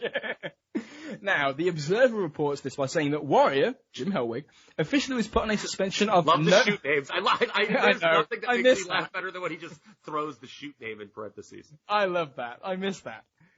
Was officially put on a suspension of no less than 90 days for unprofessional conduct, according to a Titan memo sent out on Tuesday. 3 different company sources on Tuesday told us Warrior was fired after his match on Monday night. I believe the real... SummerSlam was on Monday night. Yes. I believe the real story is that Warrior may not be returning, but the final decision probably hasn't been made yet, and probably won't be made until a few months down the line. But there are definitely no plans at present for anything involving Warrior. At Vince McMahon's birthday party Tuesday night at NBC's Rainbow Room in New York, all the mentions of Warrior were as if he were history with the company. The only stories I've gotten were generalizations that Warrior wanted the same kind of financial deal and schedule as Hulk Hogan, and Vince McMahon wasn't going to give it to him. There'd been a story circulating after Warrior walked out and missed the television tapings a few weeks back that he was demanding a guaranteed contract of $1 million. When Warrior returned a few days later, the story going around the WWF dressing room was that Warrior got his deal. And it should be noted that Hogan, Warrior, and Savage all received $75,000 for SummerSlam, though Hogan was given an extra $15,000 as a bonus as well. Yeah, and by the way, during the commentary of the match Made in Hell, Warrior was so de-emphasized by Gorilla, like he was Keenan, and Piper. Yeah, I mean, they weren't even talking about him at all. It was just basically they would mention him by name only when they had to, like if he was actually involved in the action. So, yeah, there you have it. The Ultimate Warrior, I guess you could say fired. He does come back, of course, in 1992, but he's gone for the fall of 91. He's gone for... Let's see, September, October, November, December, 4 months. He's gone for 7 months, basically. Yeah. And he comes back because they needed him when Hogan left, ironically enough. Okay, let's do an autopsy on the Ultimate Warrior, even though he comes back, shall we? Because, he's been a main topic of conversation in not just the 1991 series, but the 1990 series. So... he obviously becomes more expendable with the arrivals of Sid Justice and Ric Flair. Again, we're not getting to that today, but I think everyone knows that Ric Flair comes to WWF around this time. But with Hogan's reputation taking a hit around this time, was firing the Warrior a mistake? Or was it just a situation where, all right, this guy's just untenable, fuck him? Frankly, with Savage coming back as well, I can see why they felt they had the room to do it, especially because you can sense their belief that Warrior isn't the difference maker that Hogan is, which may be misplaced, but it's clearly what they think. Well, again, I think to be clear, it's just that I think the way we should phrase it, because I've been thinking about it in the back of my head for the last 15 minutes, is Hogan is no more of a difference maker than Warrior in 91. I think that's the best way to phrase it. That's fair. I think it was a bigger gamble than they probably thought, because as we saw, Vince thought that so long as he had Hogan, he'd be fine. And I think... Shades of Eric Bischoff in 1998. Yeah, exactly. And I'll throw this in here, because... Actually, you know what? No, I won't. I'll wait for it. But I do think that it was a mistake, because... And again, I'm not dealing with the interpersonal things. I can see why the whole idea of not wanting to upset the apple cart and not, hey, maybe it was a deal where Warrior was so impossible to work with, but at the same time, it's like, I almost don't want to sound like I'm endorsing Warrior, but at the same time, considering what had happened with Hogan in the prior month and how unstable that was, and I don't know at this point in time, they had to be a little bit fearful about what was going on with Hogan. And I don't know if in some way they saw Warrior as a neon sign for steroid trouble. Yeah, and that's the thing, because, you know, that's, again, you talk about elephants in the room. With this steroid issue, it's not like the steroid issue would not have reached the Ultimate Warrior. It would have eventually got there, and he probably would have dealt with it far worse, even though Hogan dealt with it terribly. I couldn't only imagine what Warrior would have been like on these talk shows had he tried. Yes, I don't, there was a joke I was going to make. I'm not going to. So, okay. How would he have fit in the fall of 91? So we know the plan was for him and Jake. My question is, what would the match made in heaven direction have been had the Warrior not left? Would he have been the guy to save Savage instead of Sid? Yes, that is exactly, earlier on when I was talking about my theory that I was going to get to, that was it. The idea to me is that obviously they do, you know, Jake and Taker get Warrior first. They do that tease when they did, presuming probably that Warrior was still going to be around, even though I don't know what time, exactly the timeline when Vince decided he was going to can the Warrior. But just the nature, again, Jake's talking about Warrior in all the promos leading up to SummerSlam. So the crossover with Savage, to me, leads to a very WWF scenario where the two enemies, previously Warrior and Savage, have to kind of come together to deal with him, even to the point of maybe Warrior having to be the one to reinstate Savage because he's the one that beat him. Yes, and I was thinking about that too. Would Warrior have been a better Savage surrogate than Sid was, based on the history? Like, it's kind of a little less believable. Because, like, Sid, you're just introducing this babyface, and you're just been, you know, he's just a guy that thinks justice needs to be served, like, in all corners, right? And he's just here to, you know, have justice at weddings and justice in pay-per-view main events. Whereas Warrior, I think there would have been something, you know, there would have been a deeper thing there because of the history with Savage. Like, him saving Savage based on the feud earlier in the year, you know, there would have been a depth to that Sid just didn't offer in that role. So I think it's interesting, would he have been the one? Has that ever come out? I'm not sure, but I don't even know if it's really anybody's really explored before, but to me, that feels like that's clearly what they're building. I think the question that becomes, if you keep the word, what do you do with Sid? Especially because, as we're going to get to, they were going to go straight to Hogan and Flair. So I guess, if it wasn't for the fact that they'd released this T-shirt that was apparently so important, I probably would have had Slaughter, you know, pissed off that he, you know, didn't side with him, and have Sid just kill him and blow that off. Yeah, and, you know, it's funny just the way things work out. We're getting ahead of ourselves. You know, while business goes down the tubes, I think creatively things kind of like all work out where, you know, Sid's the surrogate for, you know, Warrior leaves, Sid's the surrogate in the Savage feud with Jake, then Sid gets hurt, and Warrior and Savage comes back. So it all winds up being kind of clean. I think it's just, you know, it's interesting where, you know, they would have had to find, like you said, something to do with Sid. Posting the Slaughter thing makes sense. It's not particularly inspiring for either of us, but it's probably what they would have done. But no matter what he does, he's going to be third banana anyway, because nothing was going to overshadow Hogan and Flair, and the TV time behind Warrior and Savage, Jake and Taker. There was nothing Sid was going to do that was going to be comparable anyway, I don't think. And does it matter, actually? Because the plan, it seems, was always just to turn Sid heel. You know, and work Hogan at WrestleMania. Like, that's what they promised him when he came in. So, you know, how well you establish Sid as a babyface, it kind of doesn't matter in the sense that he gets hurt anyway. Yeah. And, you know, he's turning heel anyway. So, I don't know, it's interesting. It would have been one more big name in a period where, you know, and we'll get to it, I think it's going to be a key talking point. WF programming got a lot better in the fall of 91. So, that's one thing I guess that maybe doesn't speak too well to the Warrior, that, you know, while business did not go up, it actually went down after he leaves. And again, there's a lot of outside forces at play there. I don't know if you agree with me on that, but I love the fall of 91. It feels very fresh. Like a lot of new characters were introduced, new feuds, main event scene kind of expands to include more people. It's not just Hogan and whoever he's feuding with. I like it quite a bit.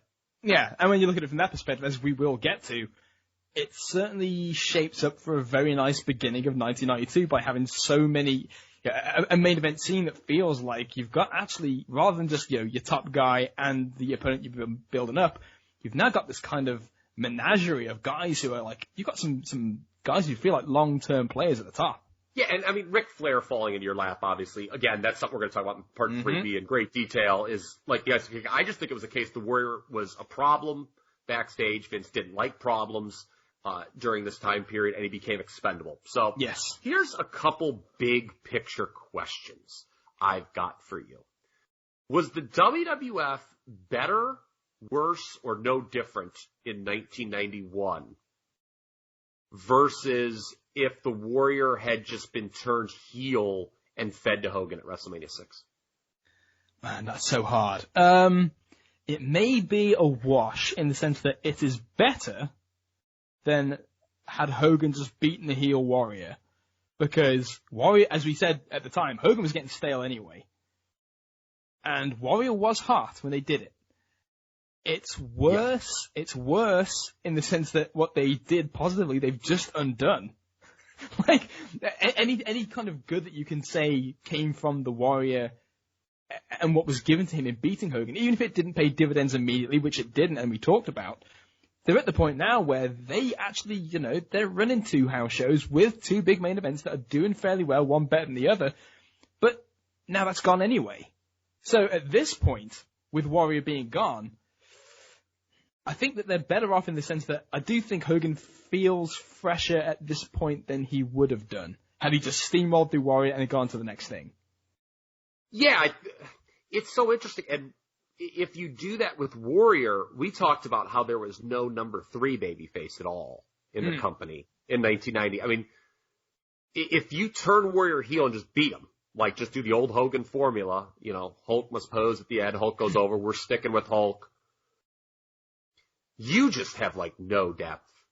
They had nothing anyway. 1990. Yeah, I mean, they didn't have any, depth was an issue in 1990. So if you turn, and what are you doing? Do you continue Hogan Warriors like a house show program in the late spring, early summer? I mean, that's such a big picture blow up. It's hard to envision.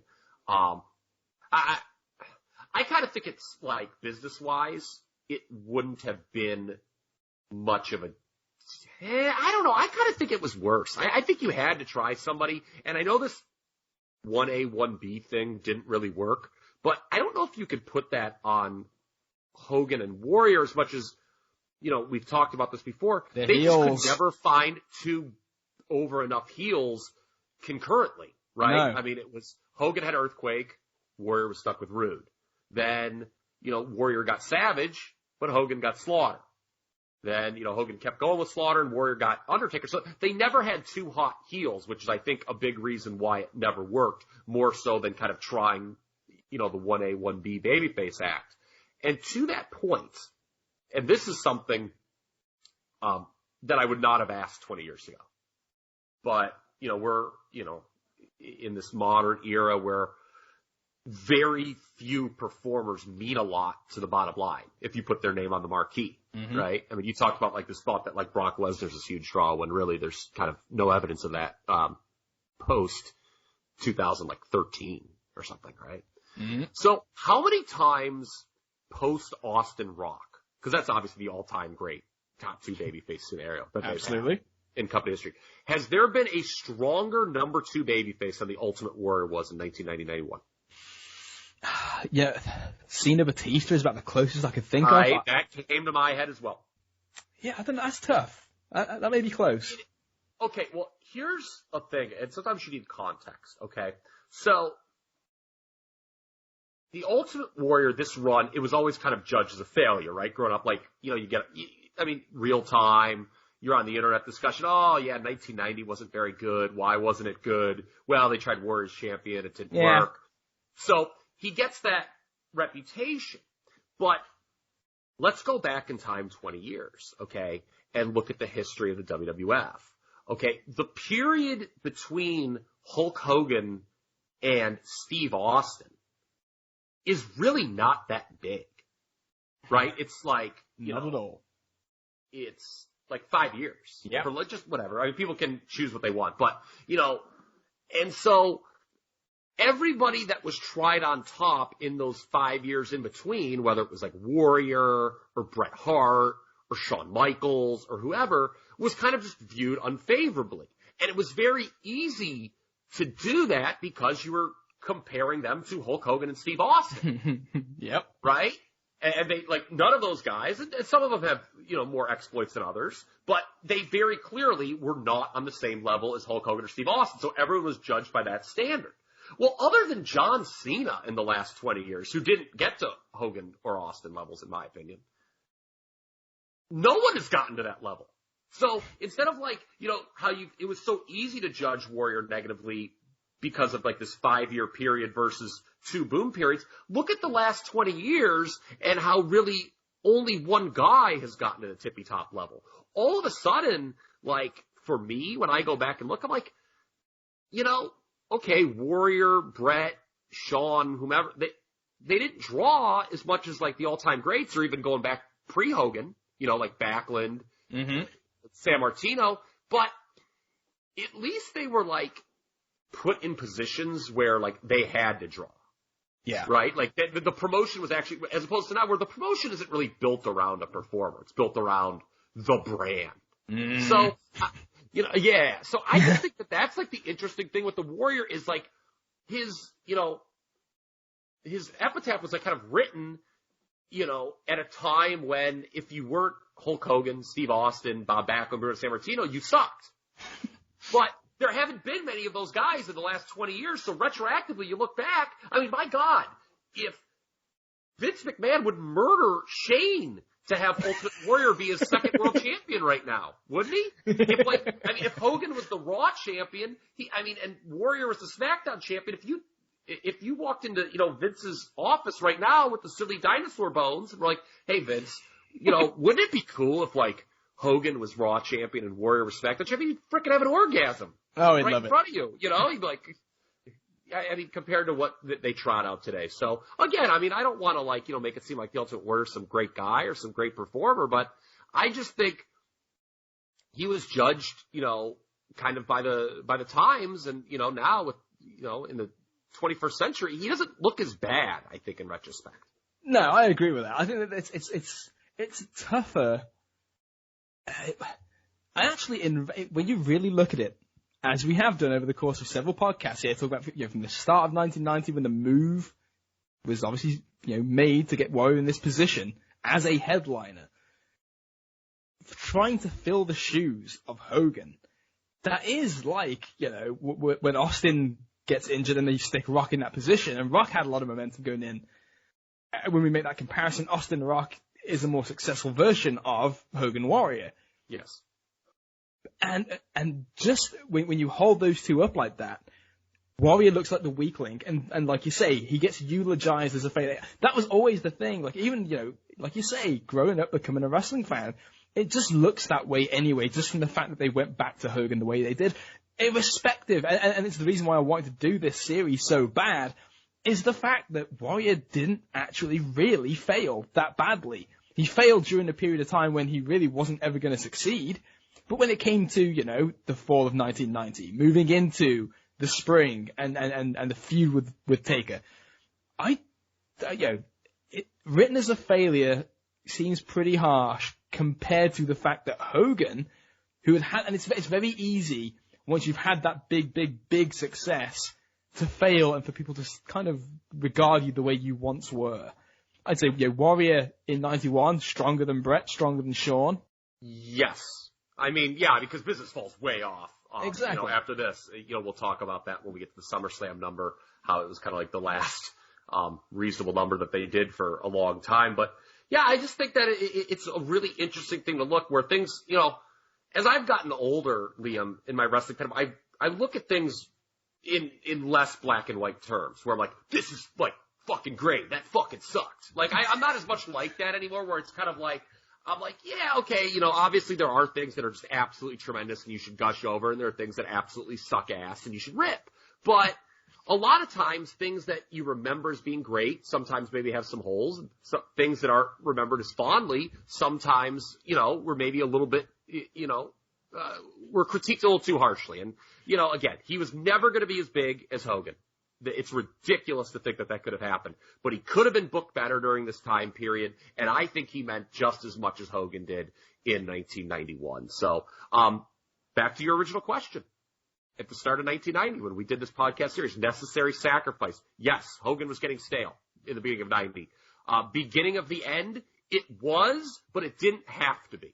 No, not at all. I mean, as we're going to get to when we get to part 4 of this, the end, it didn't matter what they did with the Warrior. I mean, that's, I guess, the kicker. I mean, even if they had booked the Warrior to perfection in this time period, the company was going to fall off because of the outside the ring stuff, the steroid stuff, and then obviously it gets, even worse early 92. So it's kind of like, I guess it doesn't matter if that they didn't book him well because they were going to fall off, but they certainly could have booked him better, and I think WWF could have done better business in 1990 and 1991 than it did. And keep in mind, they exploited a war.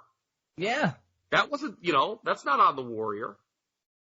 And I think that's it too. It's one of those things. I mean, me and you, Carl, we talk about this a lot. The stream of consciousness in the moment takes when you see something playing out in real time, as opposed to just stepping back, being a little more detached, and just trying to see the big picture of not just there and then, but the big picture of where you've been before and where you would like to be in future, and what the real perspective is. And Warrior very much feels like a victim of that. That during that time period where he had a lot of things going against him, and when you think about it, when he was pretty much iced with the Rude feud for a long time, and he still came out kicking. With the Savage feud, doing well with Slaughter, doing well with Taker. I do feel like, big picture, in the grand scheme of things, Warrior probably doesn't deserve the shit he gets as a failure. Yeah, I just think that, like anything else, things can't maintain a certain level of popularity. No. And again, big picture, the WWF just could not maintain its level of popularity from, 1984 to 1989. It just gets to a point where it's like Hulk Hogan was obviously the major reason for that popularity. And you're not going to be able to replace him. But at the same time, he's not, people are just going to get sick of Hulk Hogan. And it was, I think, people don't factor that into the equation as much when they look at 1990 and 1991, that people were getting sick of Hulk Hogan. Yeah. To a certain degree. That, hurt just as, that was every bit as, integral to the situation as Warrior not being the next Hogan, why the company did how it did. Yeah, this is a fad. Wrestling, when it's popular, it's going to be a fad. It's going to be like American Gladiators. It's going to be like, Teenage Mutant Ninja Turtles. It's going to be like Power Rangers. It's every other thing that comes through. Hey, they hold their hand up and said for years, including Hogan on Arsenio Hall, hey, this is entertainment, folks. It's entertainment. Entertainment is the same across the board. Things are going to get hot and things are going to cool off. And when they cooled off, the Hogan always seemed to try and get out of the way. But the fact is, Warrior did not tank things to a degree where this couldn't have been, like you said, it wasn't great, but it didn't have to be as bad as it ended up. And that's kind of the key. Yeah, I mean, he's better than Kevin Nash. Yeah. I mean, I don't know what that says. I mean, that's got a real rousing endorsement. But, we ran through all those scenarios in 1990 that they could have done to give him some more juice, pun intended, I guess, after he wins the title. But they didn't do it. I mean, a stale feud, a stale first feud, and the shadow of Hogan, I think, just kind of inevitably doomed Warrior. But, he did fine in 91, and he became expendable, and, quite frankly, he kind of becomes an asshole anyway, so maybe we should stop saying anything about him. Yeah, fuck him, he's gone. Yeah. And that's it for Part 3A. Now, obviously, in Part 3B of this series, the next show we're going to be talking all about Ric Flair leaving World Championship Wrestling, his not yet arrival, but the introduction of Ric Flair and what's going to be on WWF television, which obviously is extremely intriguing. All the backstage machinations that take place there are just hilarious to go through. I can't wait to talk about Flair. And, of course, looking at the rest of this promotion heading into SummerSlam with everything that was going on elsewhere in the card. And it's going to be interesting to talk about that because not as many big angles lead to this SummerSlam as we'll talk about. But coming out of the show, as you say, television gets a hell of a lot better. Yeah, it does. And I can't wait to talk about that, like why that happened. I just think it's kind of a freshness thing. You know, it's kind of the opposite of WWE today where people just, oh, this guy's still around. It's like, it just felt like, wow, we've got a lot of new people and new positions, and it worked well. But yeah, I'm looking forward to talking about the undercard of SummerSlam and, of course, obviously, Ric Flair's arrival to Titan Sports. And with that said, we are pretty much completely out of time, so I do want to thank everybody for listening this far. Kyle, as always, an absolute pleasure to go through 1991 with you. Hope this was worth the time, man. Hope this is worth this odyssey that we've been on. I'm loving every bit of this. I am too, and people can go. Of course, you were so kind as to donate your time to my podcast, Top Rope Nation. People can check out your interview on the Brian Pillman documentary and how that measured up to your wonderful book that you wrote. And it's right there. If you head over Top Rope Nation, our last episode with Liam, it was a real hoot to interview him on that subject. So with that said, thank you very much, Kyle. It's going to be a blast talking to you again. Part 3B is coming up, and we will be joined by all of you, hopefully, for that as well. So thank you very much. I am Liam O'Rourke. For Kyle Ross, we are out of here. Take care. You've got to learn the Undertaker's way, brother. It's the dark side, the snake side, if you can understand. So, my man, trust me. Look at me, Warrior. Slim, brother. I'm not going to fight you for this. If you don't want to know, brother, I got something else to do. I'm not going to fight you. If you want to learn, you'll lay down and you'll relax and accept it, man. Take that walk. You got to walk it alone. I can show you the path, but I can't walk along and hold your hand. So if you're ready, Warrior, as ugly as it feels, as bad as it smells, release it. Release it. Come on, open up your soul, brother, and let the snake in. Lay down. Come on. Where are you going, man? You think you're going to find the puzzle, put it all together without doing this? I know. I've been there. I walked on that side, man. If you're going to get to heaven, you got to go through hell. Take it easy. So trust me, my friend. Trust me and let me show you. There you go. Nice and easy. It's nice and slow, see? Nice and slow. Yeah, first piece of the puzzle, my man. Just the first piece. Feel it. Maybe you've gone long enough. No, I don't think so. Not quite. I mean, if you're going to go for it, man, go all the way. Take it to the limit, right? Then two at a time. Then two at a time with toys, and then two at a time with I'll just watch.